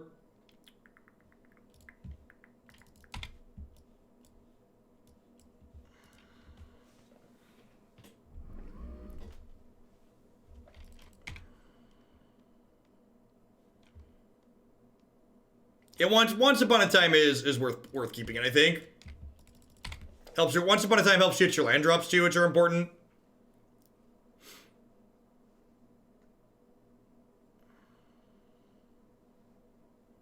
Rude.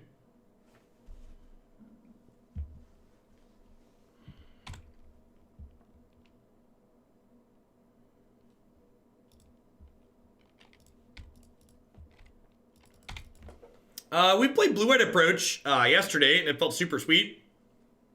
I think Approach is very playable.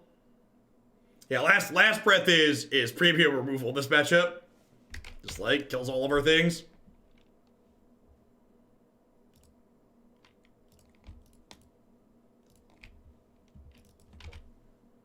Heroic Intervention to be a good sideboard card for this matchup. It gives ourselves hexproof, right? Is that what that does? Maybe? I don't know. Oh, it gives it indestructible too. Indestructible hexproof. Yeah, it stops sweepers.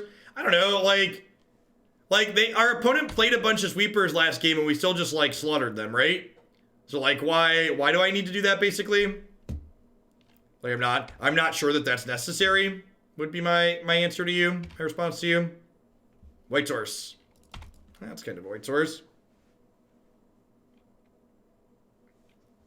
Yeah, Fae of Wishes is very good. Agree. Like, I feel like putting... I feel like making changes for this matchup that we just won very handily is kind of weird. Or the game that we won very handily. I might regret playing this. Let's see. Kind of restricts my opponent a little bit. I don't know if this card's good to bring in here or not.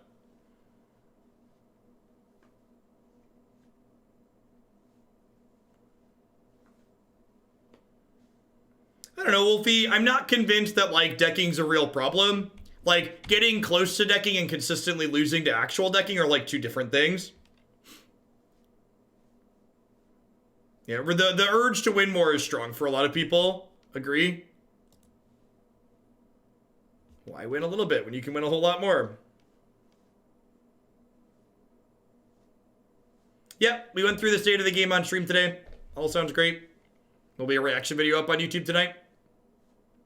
With going over it cut out. You did miss the Scarab God deck. We did that 1 second today.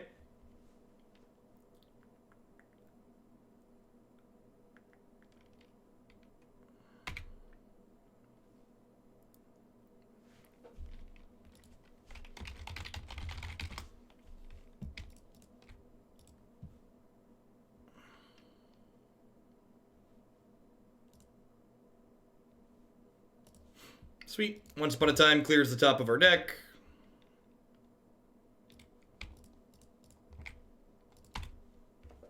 Yeah, Rip is mostly there to make their digs worse. We didn't have better cards to bring in. Our sideboard cards were all pretty good. We had a lot of cards that were pretty mediocre that we were interested in cutting.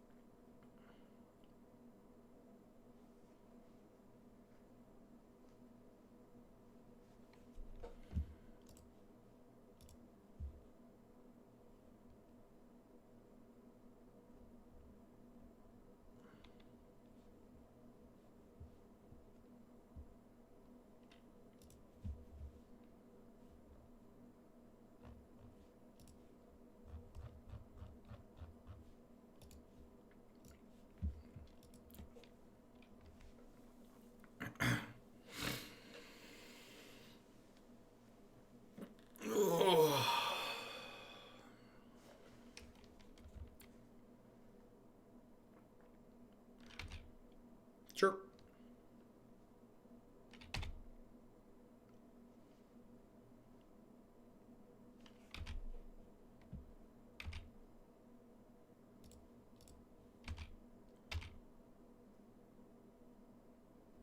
I think they probably didn't announce arena support for Pioneer with the original announcement. I think you're misremembering, because they literally went out of their way in the original announcement to like say point blank they had no intentions of bringing it to arena at this time. So they literally went out of their way to be like, hey, we're not bringing this to arena. Like there was an explicit mention in the original Pioneer announcement. There were no plans to bring it to arena, if you don't recall that detail.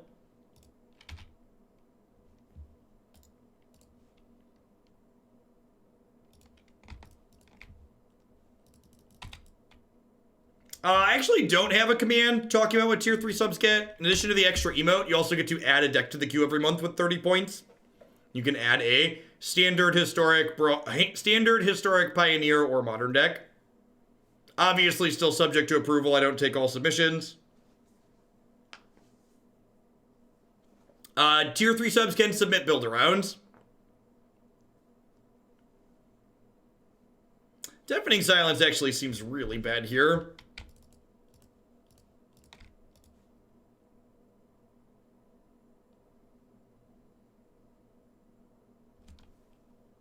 Can you explain when to play Eidolon of the Great Revel and Mono Red Aggro? Always? Is that a trick question?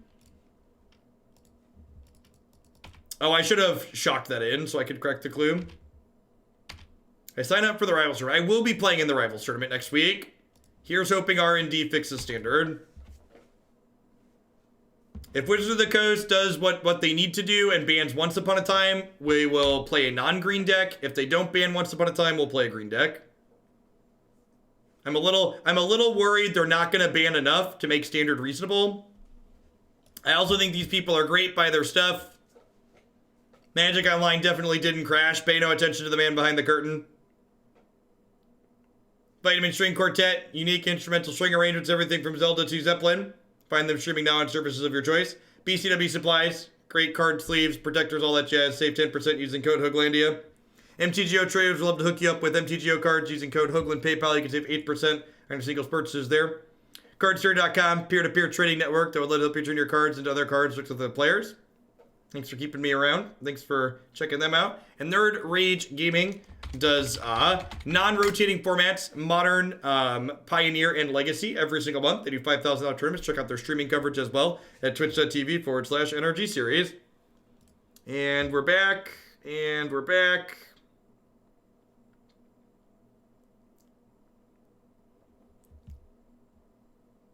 All right, welcome back. Yeah, I think this Deafening Silence was bad to board in. Their announcement definitely addressed a lot of my concerns with Arena. I concur with that assessment.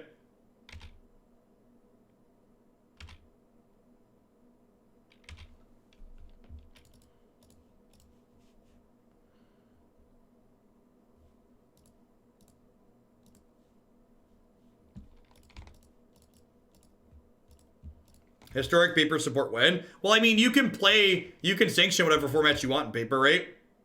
So, like, if Historic is popular, I have no doubt that we'll see paper Historic tournaments pop up.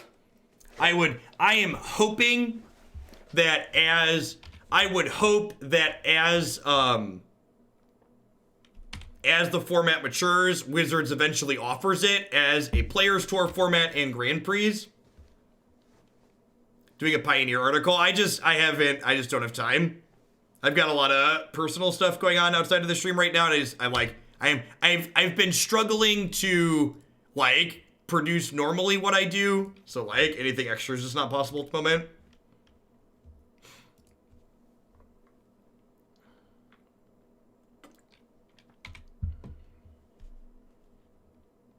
Water wet, grass green, people on Reddit complain. They did say it was mainly a digital format, but there's nothing preventing paper TOs from adding support for it if they want.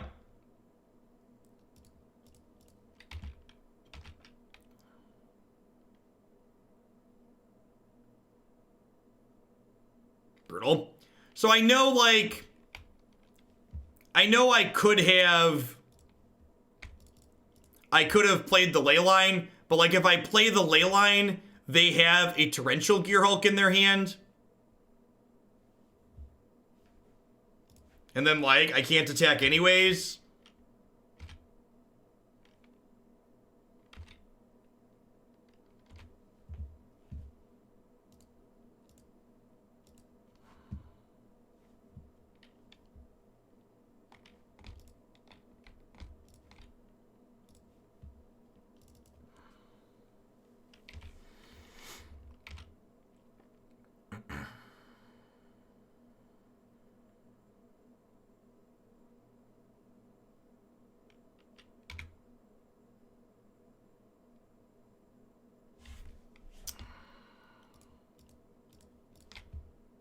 Oh wait, this is cost one less now.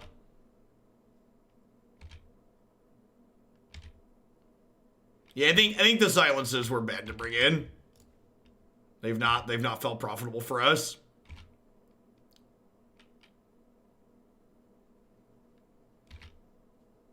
Oh, is that a good one?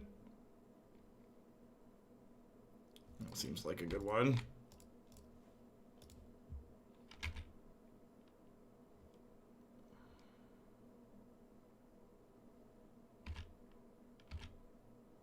Did they just do that with Starfield on top of my deck?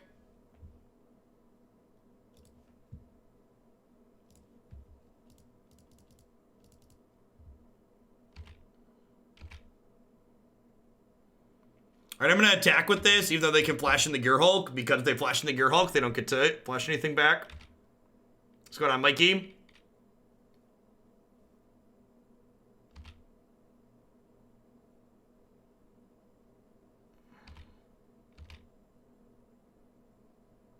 Oh, you know what? I should have cracked this clue to draw the Starfield, because there could be a land under this that I could have played off the top.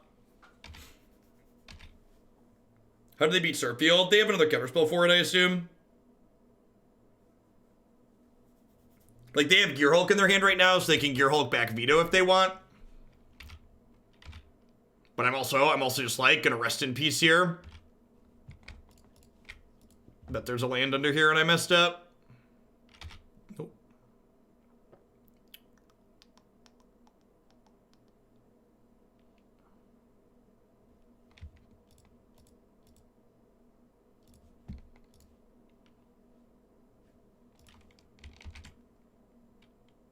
This says can't cast more than one non-creature spell.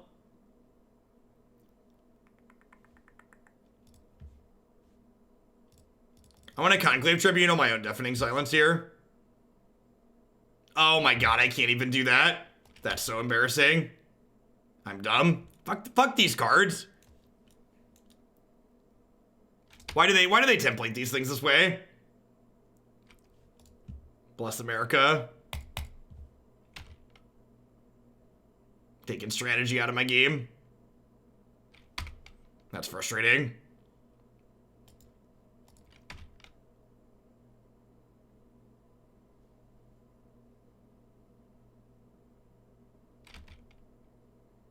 How did you decide only 5 cost reducers instead of 8? What would I cut if I wanted to play more?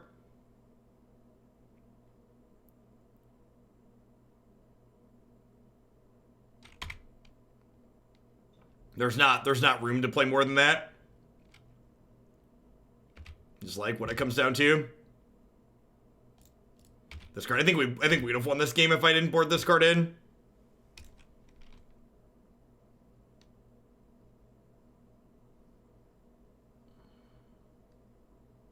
If they settle me here, they then can't counterspell my Starfield of Nyx, which is great.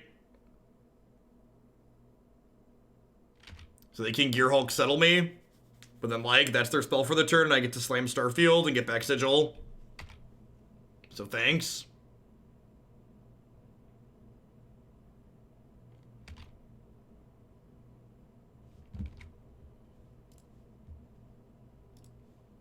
Yeah, chat, Deafening Silence says non-creature.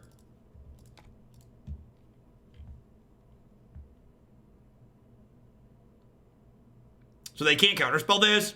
And if they take it off the table next turn, I get to, like, if they have, like, a Detention Sphere or something, unless they have Disenchant, I get to cast out any, like, Detention Sphere on this. And then we get to untap and have this. So, like, they need to have, like, another Invoke of the Divine here. And then, like, and even if they have that, there's a Sigil of the Empty Throne on top of my deck. So I'm going to get to do that next turn. How's the deck so far? It's been sweet, actually. The sideboard's some garbage, but, like, what the deck is trying to do feels reasonable. Cast out. Cast out's a good card. Starfield of Nyx has been a little middling. It's okay here. One Nyx is probably fine. Oh, I did go get a land with Settle. You're right. You're super right. I shouldn't have searched with Settle.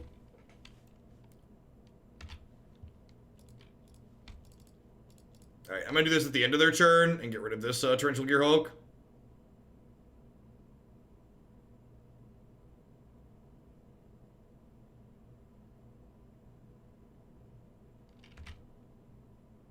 What?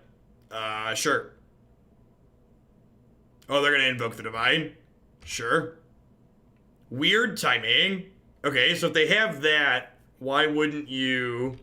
Alright, I don't get it, but sure.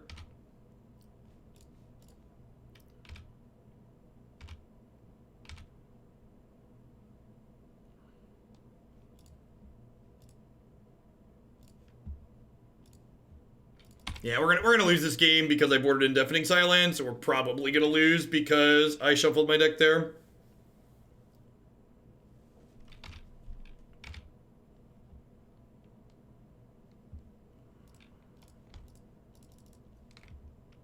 I could have had the guaranteed other Starfield next turn.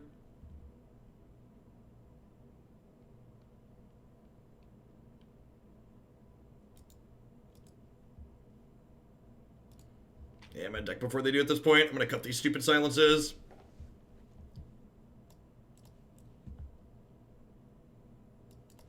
Let's put all these rest in pieces in. Yeah, if I'd have been able to, like, actually cast my spells there, silence definitely ended up restricting us a lot more than them.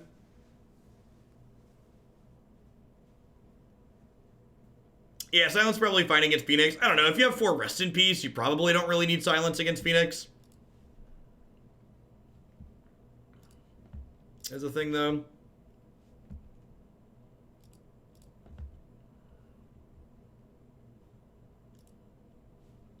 Cast this on 1 in case we find a tapped land like that. We can go tap Temple Garden here, and the next turn we can go Sunpetal Grove Herald into Courser before we play a land for the turn, which is sweet. Assuming that Herald doesn't get last breath, that is.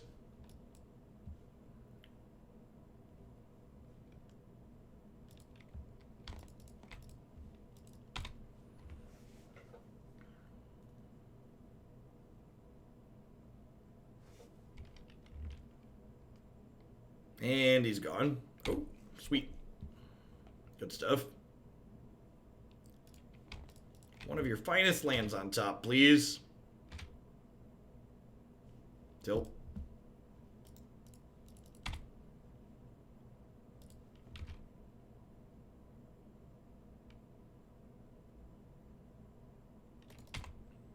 I'm gonna take a stab in the dark and guess that people are upset that Historic isn't Pioneer right away. That sounds like a peak Reddit player thing to be doing. I don't know. Like, I appreciate that it feels like this announcement feels like it's showing that they have intentions for Arena to eventually be more than just Standard, which a lot of their decisions up until this point had felt like their attitude would basically play Standard or get bent. So, like, this feels like a break from that type of attitude, which is good in my opinion. Well, they missed a land drop. That's good for me.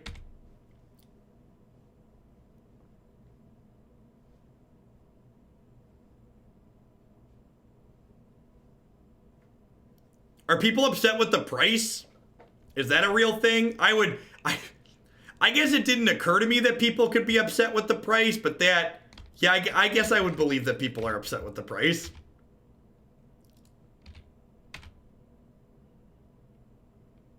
Yeah, there's a list of cards coming to Arena on the update article.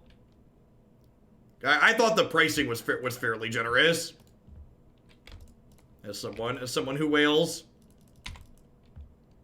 I want to own all the cards, just don't want to pay for them. Yep. Yep, pretty much.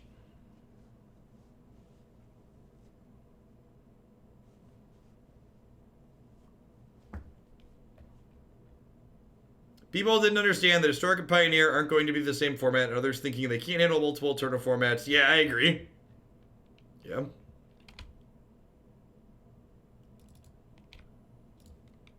Looking for a land.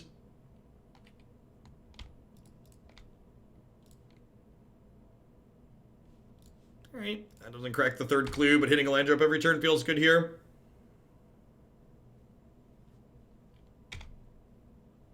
Well, not for every new edition current, because remember, newly printed sets also go into Historic. So saying it's every new edition is not accurate. But a lot of them, yeah.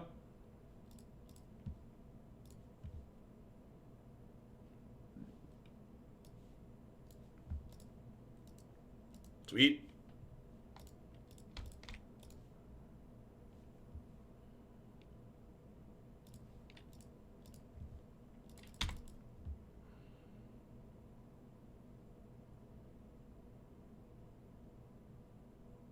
Yep. Getting a counterspell burned on a 1-mana card there feels really good. I don't think, unfortunately, we're going to have time to get to the 5th match with this deck, because this league's just taking a while. Been playing for like an hour and 40 minutes, even after taking out the response video time.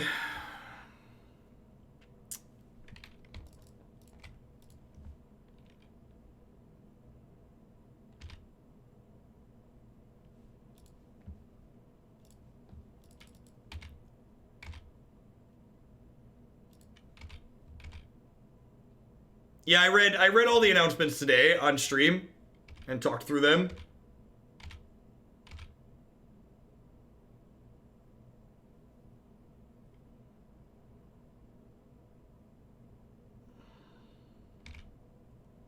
There's still 5 cards in the bin, so yeah, this is fine. I'm just going to pass. I'm probably going to cast out the Search for Escant at the end of their turn if they don't give us something else to cast out.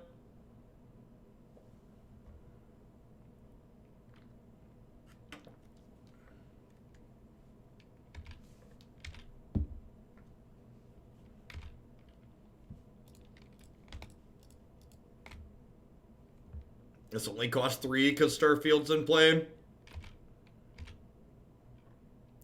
Also draws us a card.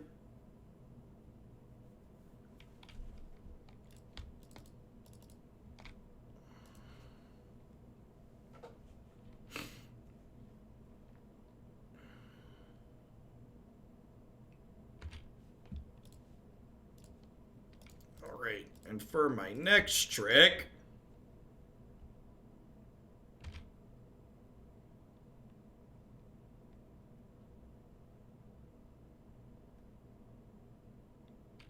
yep. Haha! Grow, my Starfield Mystic, grow! Flavor text activated. Opponent has to try and win the game in 3 minutes as well, so they need to not die, and then they also need to turn around and be able to actually kill us in 3 minutes. We do in fact have a lot of bombs. You're not wrong.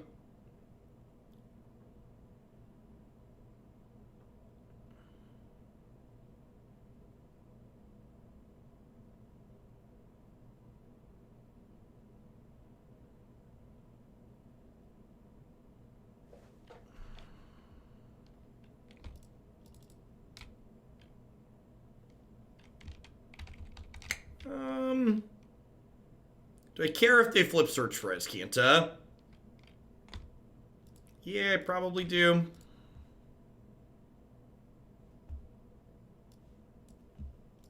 Perfect. Huh? So do I even want to rest in peace? If I rest in peace, it turns off my Starfield.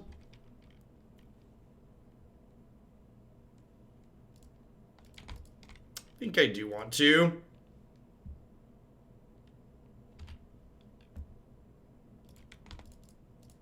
I don't think they can win without their digs and their gear hulks and stuff.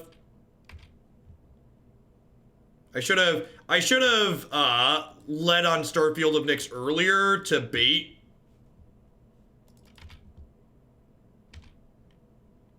Herald was free. Herald probably was free. Good observation.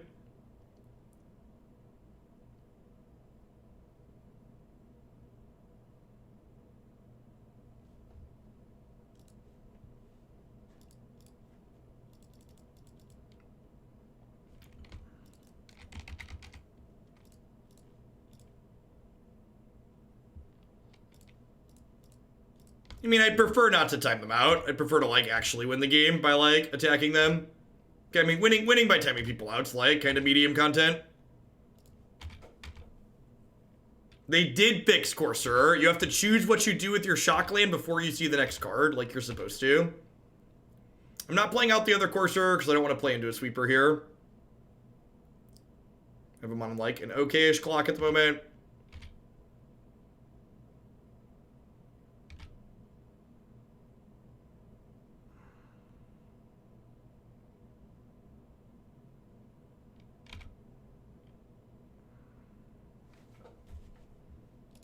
I'm waiting on this Vessel because, like, there's only 20 cards left in my deck. I'd prefer not to deck out.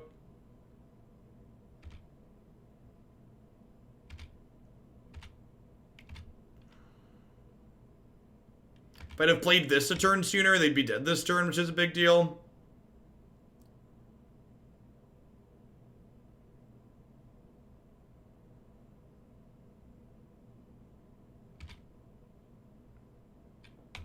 Goodbye, friends.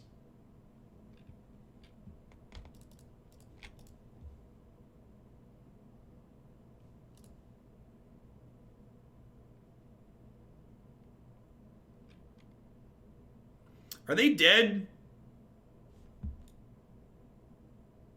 If they don't have a counterspell?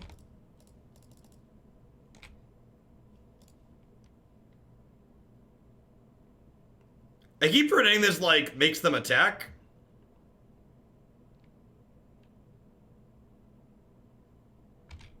Have absorb. Yeah. Alright. As you will.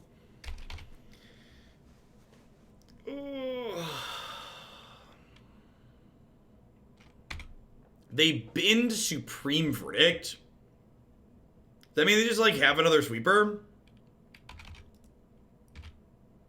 That must mean they have another sweeper, right?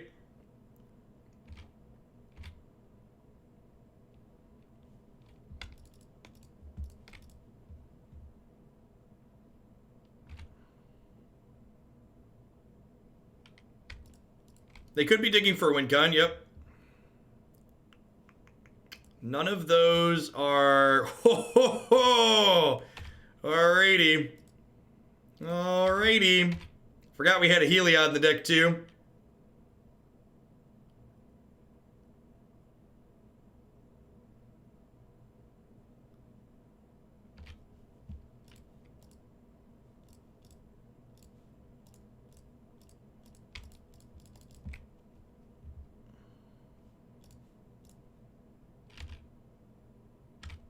There's the Sigil. Alright, they're at 6.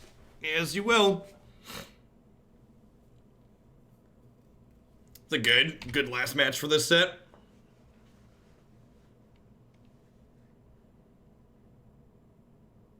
Actually, you know what? As much as I want to get through the queue, I'm just gonna play the last match in this one and then probably just be done for the day. Rather than, like, have to rush through the teamer deck. I think that's just gonna be my plan. Yeah, rest in peace ended up being very good. We definitely directly lost the second game because of Deafening Silence. I think if I don't board in Deafening Silence, we would have just 3-0'd them here.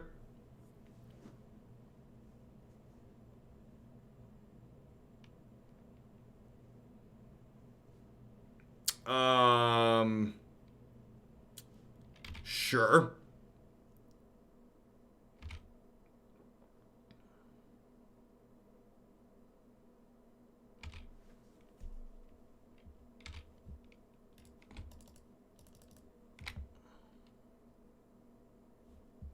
Yeah, we had a lot of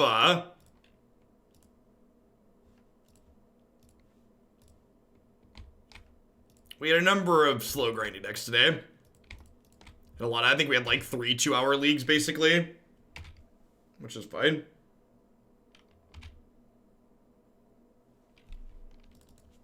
I think 21 lands is probably plenty. The deck has like 8 mana creatures in it, right?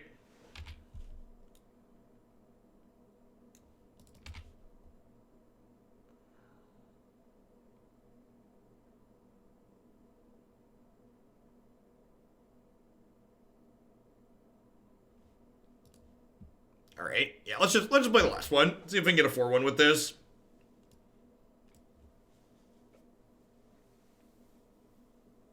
How can they beat Heliod? They can exile him. When I banned a weakened Green Nyx and Pioneer once upon a time. So it's so easy. It's so easy, even Watch the R&D can do it. Just ban Once Upon a Time, for the love of God. Card should not be legal.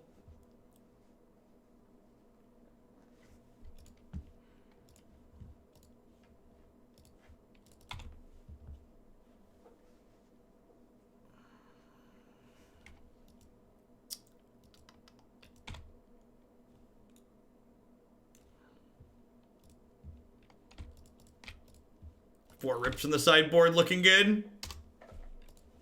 I don't know what exactly their deck's doing, but Rest in Peace is probably great against it.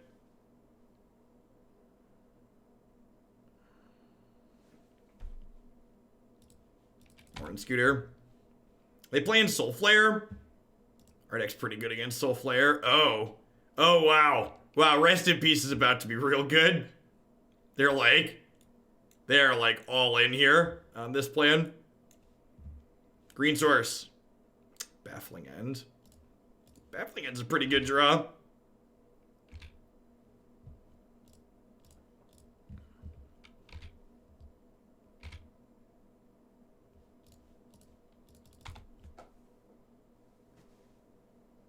What is Solemnity for? Are we like worried about... We're worried about the Hardened Scales deck? Sure. If you want a bullet to like beat Hardened Scales, Solemnity sounds great.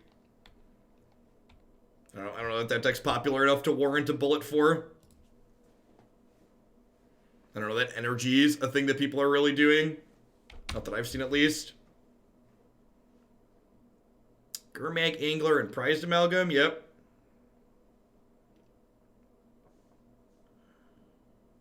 Gather the Pack. Haunted Dead, yep. Sick.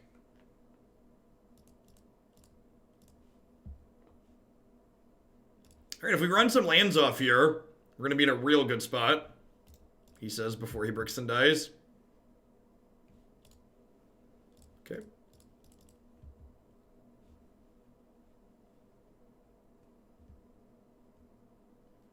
It's for the control matchups because it says the opponents can't get counters. Good afternoon, Trey. Hope life's treating you well. Oh, that was the worst insight we've cast today. Not close. Cast out at least gives us a cycle towards another land at least, though, so that's nice. Driven. Until end of turn, creatures you control get trample, and when they deal combat, the combat player draw a card. Then they're going to flash this back into spare us. Whenever this creature deals combat to a player, we discard a card. So we have to discard 3 cards here. Alright, I'm gonna...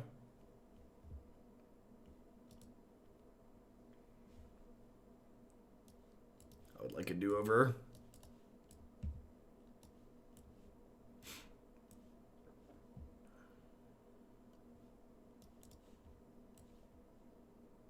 Alright, Rest in Peace, get my deck. Safety Dance, get my deck. Alright, in.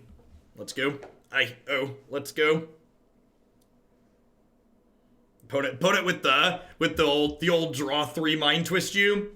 Seems pretty good. Seems pretty good.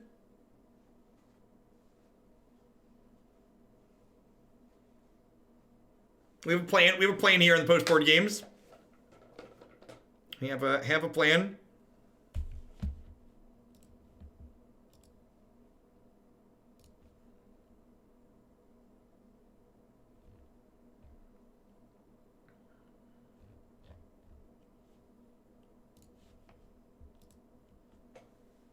Mold a Rip. I don't know that we even need to mold a rip. I think I'd keep most reasonable hands here.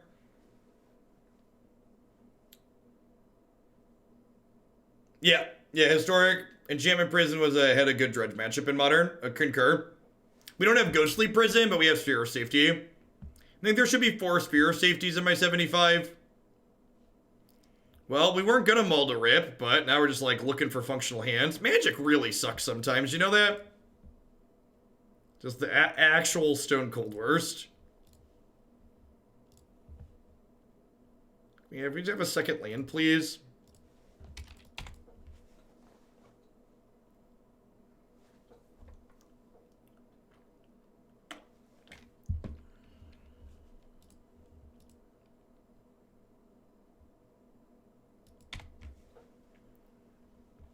All right. Come on. Come on.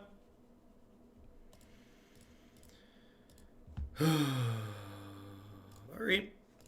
Oh, we're halfway there. Oh, living on a prayer. Take my hand. We'll make it, I swear. Oh, do do do do do. Alright, they didn't put a prize amalgam into play this turn. So that's good for us. We have a 1/1. We just need to hit some more land drops here. So we can get to the safety dance. Safety dance. Safety dance. Do do do do do do do. Do do do. Do do do do do do do do do do do. Do do do. Do do do. Maybe I should have just played the second one with the tap land in case they had a trophy or a decay here.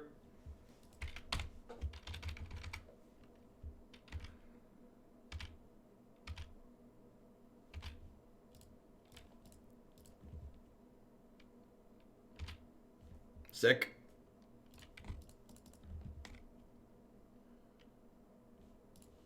In. Alright. Mold a 5. Let's go. Let's go! Let's go!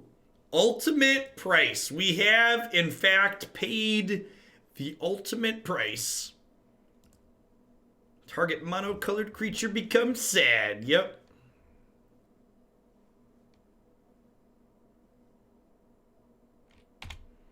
Yeah, you're driven to draw that card, opponent. You do it.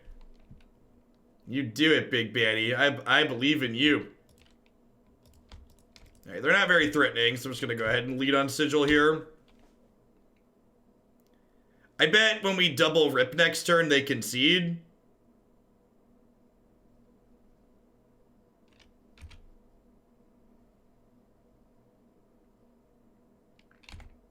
Or we're gonna safety dance now. So we don't lose to mediocre beats.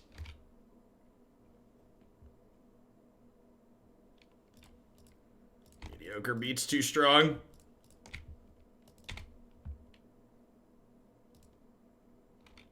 They have another disenchant, we're in trouble. It's not a modern staple, so I don't know what that snake card was. That was Driven to Despair, and that card has been played in Modern Dredge. Thank you very much. What are your thoughts on Hazoret and Mono Red? It's probably worse than Experimental Frenzy. If I had to venture to guess.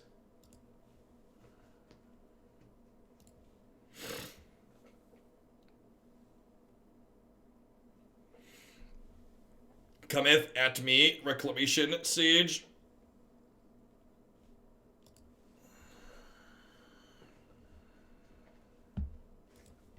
Safe to dance, Do-do-do. Should have 4 of this card. Do-do-do. Do-do-do. Beep-a-doo. Oh yeah, Beaumont can clear the top of your deck. That's sick.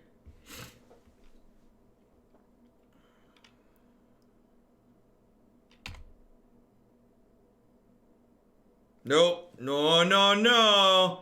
Bad reclamation, Sage.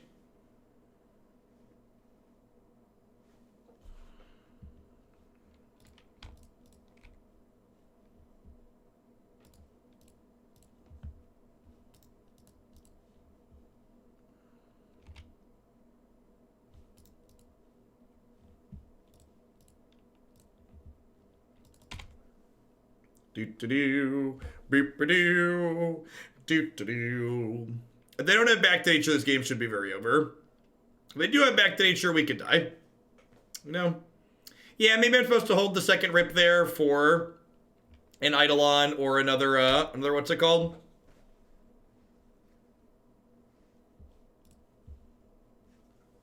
Fae of Wishes. Blue Splash for Fae of Wishes could be sweet. Once upon a time, make 3-color mana bases pretty easy. Pretty easy mode.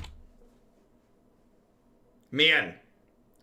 Opponent sitting here not able to do anything. Feels modern, man. Feels modern, man.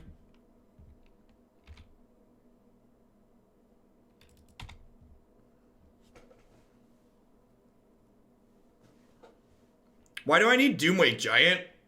I have Sphere of Safety. Doomwake Giant is wholly unnecessary.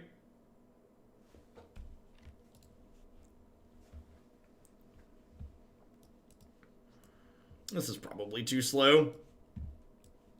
I'm happy with how we boarded. Alright, this will be my last game of the day. I was originally going to try and do Team Barocco, but we had 3 pretty long leagues today. And then, we had 3 pretty long leagues plus the reaction posting to the update announcement, so I'm going to be done after this one.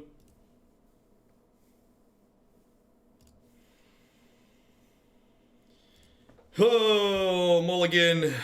Mulligan, close hand, get unkeepable hand every single time.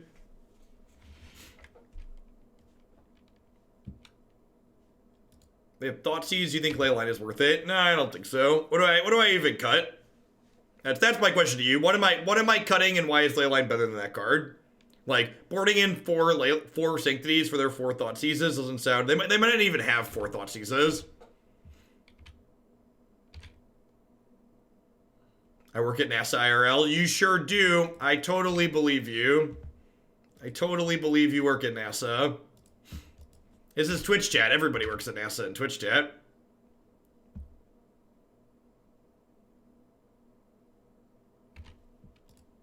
The old Thoughtseize bug. My opponent kept a 1-lander.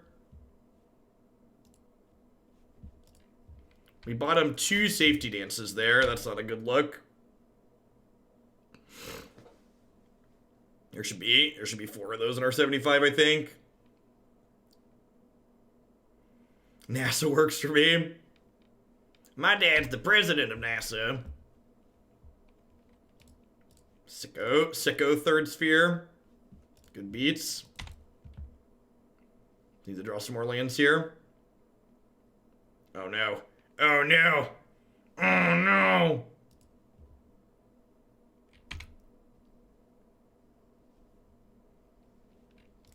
It's a good start. Would you believe if I said I was Elon Musk? I would not. Eidolon sounds great. Eidolon, bro. Eidolon, dude. My dad works for NASA and he's gonna ban you from space. Don't ban me from space.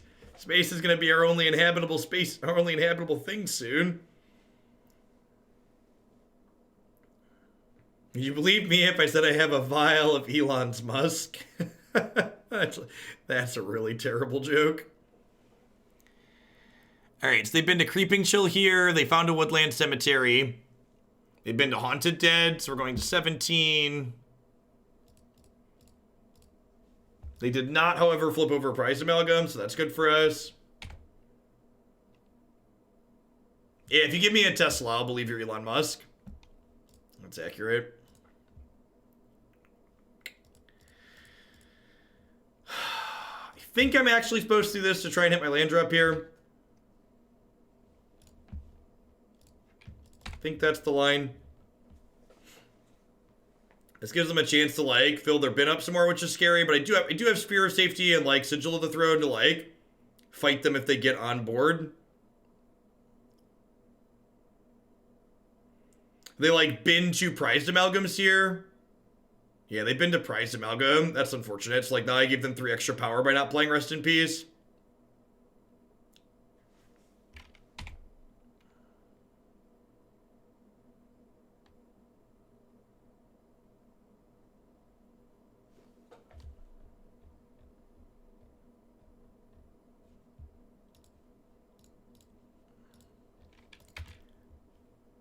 I mean, Nivek's given me a ton, but not... Nivek hasn't given me, I believe you're Elon Musk money. Come on now.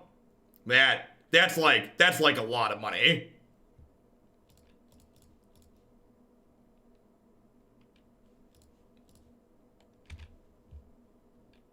It's like when Bill Gates talks about making charitable donations. Like, all of Bill Gates' charitable donations sound like large numbers, but when you think about it in percentage of his total worth, you realize that it's really not a lot.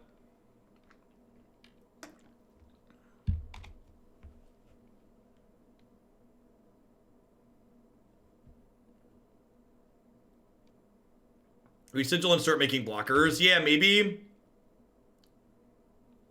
Yeah, he does also run a lot of it through his own charities. Alright, so... So the problem here is, if I Spear of Safety and they have another Sage, I lose. But if I Sigil, I'm taking 5, and that means I'm dead to another Creeping Chill. They're through 2 Creeping Chills already. I think I'm just supposed to Spear and not play around another Sage.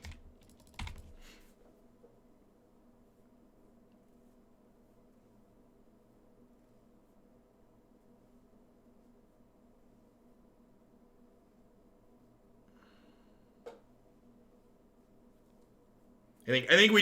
I think we just need to Spear here and hope for the best.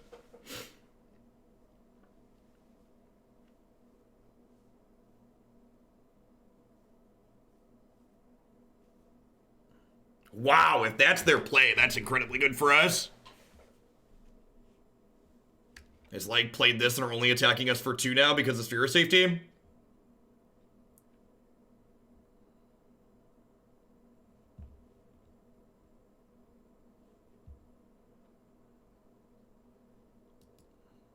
Correct, Lucas Dragon. They're not coming from places that are like discussions of good faith, basically. So now I just Sigil.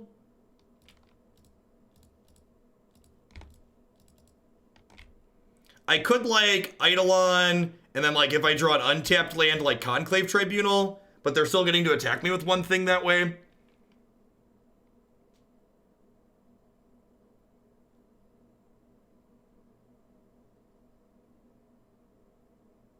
If they have a way to take Spear out here, we're gonna die. If they don't kill Spear this turn, we should win the game.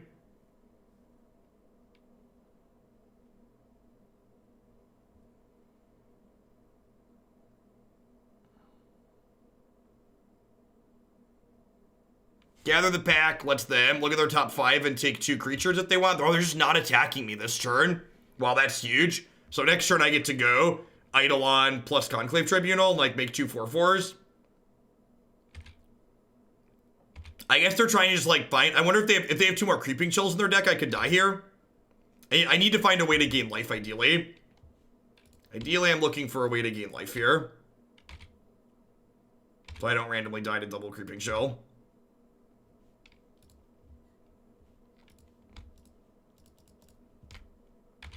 Closing the game out quickly is also a good option.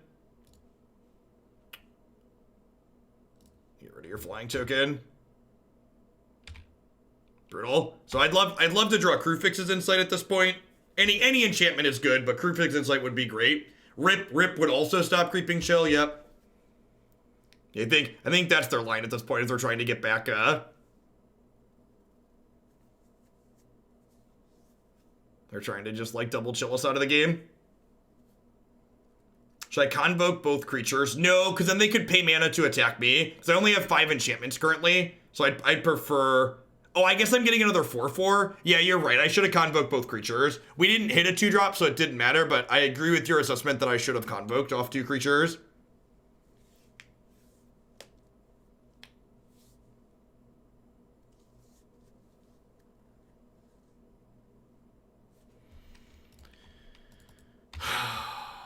Well, any enchantment there would have put them to dead on board.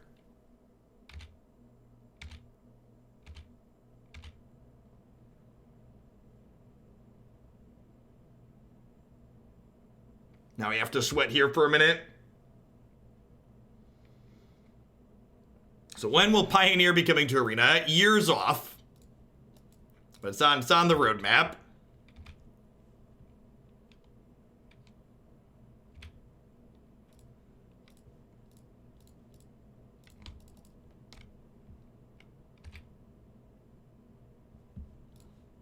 Great. Here's hoping they don't kill us. Oh, they have Haunted Dead in their bin. Okay. You only have 1 Haunted Dead, though. So they're going to bring back Haunted Dead, makes it 1/1 Flying Spirit when it comes into play. And it brings a bunch of Prize Amalgams with it. So we're super dead to Naturalize, we're super dead to Double Creeping Chill. But these are my cards that I've got to play. We started this game on 5 cards, right? If I recall correctly. Was this the game that we mulliganed to 5? You'll mulligan and then flood a little bit. Are we actually flooded? I have 1, 2, 3, 4, 5, 6, 7, 8, 9, 10, 11, 12. I have 12 lands in, 28 cards. Actually, we're not really that flooded. We've just drawn a lot of cards.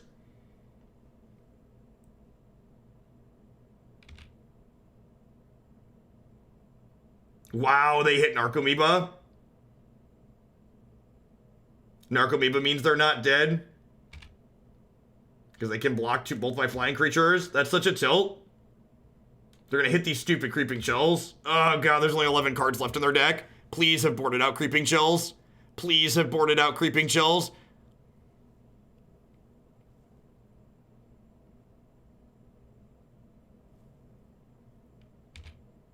Yeah, rest in peace would let us win the game. We also have cards that draw us to rest in peace. It's been a good suspenseful match of Magic for sure. Yeah, any enchantment lets us snowball into more enchantments potentially. Kruphix's Insight would be absurd. Another land? Yeah, that's Magic. This is why Magic is bad TV a lot of the time. It's like, well, there were a bunch of sick choices here. Have another land, asshole.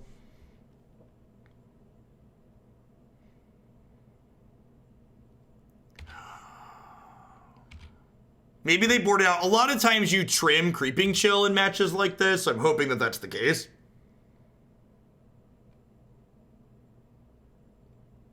Brick.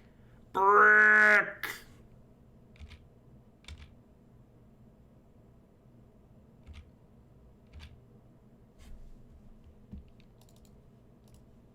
It gains a life, chat. It gains a life.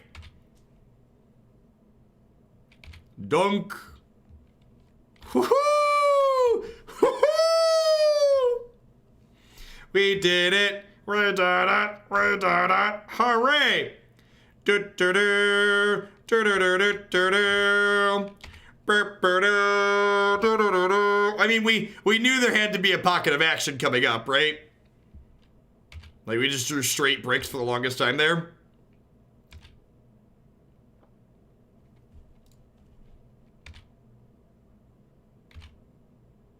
Goodbye, graveyards.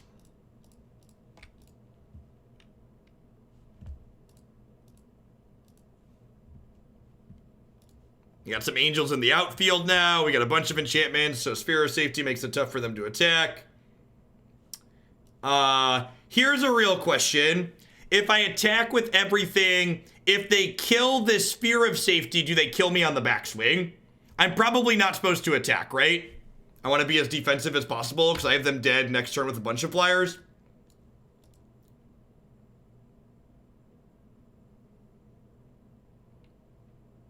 And they have like Trophy or another Reclamation Sage. There were creeping chills in there, chat. There were creeping chills. All right, we hit 4-1. If I'm being honest, I had low expectations going in, and we thoroughly exceeded them. All right, I think Vessel is not good. We risk decking out on too many occasions for that to potentially be good. I think I want Starfield, but not in the main deck. I think I want 3 Sphere of Safeties in the main, and I think I want the 4th Sphere in the board. I think that's definitely something that seems reasonable. Someone earlier made a suggestion that sounds somewhat reasonable.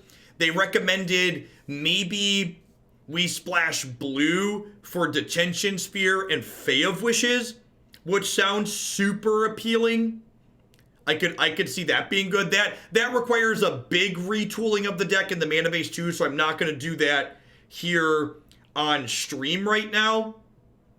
But I could see a Bant version being good. I think if you're going to play green-white, I would start with something like this. Deafening Silence was very medium. I'd cut that. But this core seems super sweet.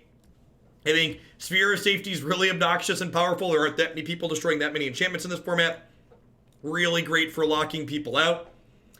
Yeah, so thanks everyone for watching. I know I had another deck on the schedule today, but I have a hard cutoff of a little under an hour from now, and I don't want to start a deck and then have to cut it short. So Timur Oko is going to stay in the deck queue. It'll likely be towards the top. As a heads up, I am taking a personal day tomorrow, so I will not be live at all tomorrow. Remember, there is a ton of great content on my website and my YouTube channel. If you haven't watched absolutely everything we've done. I'll be back on Friday. Friday I'm planning to do, I think I might be able to run long on Friday. So I'm going to do 2 or 3 Pioneer decks and definitely some Mythgard on Friday. And then I believe I'm also going to be doing a Saturday stream this weekend to make up for some of the downtime that I've had.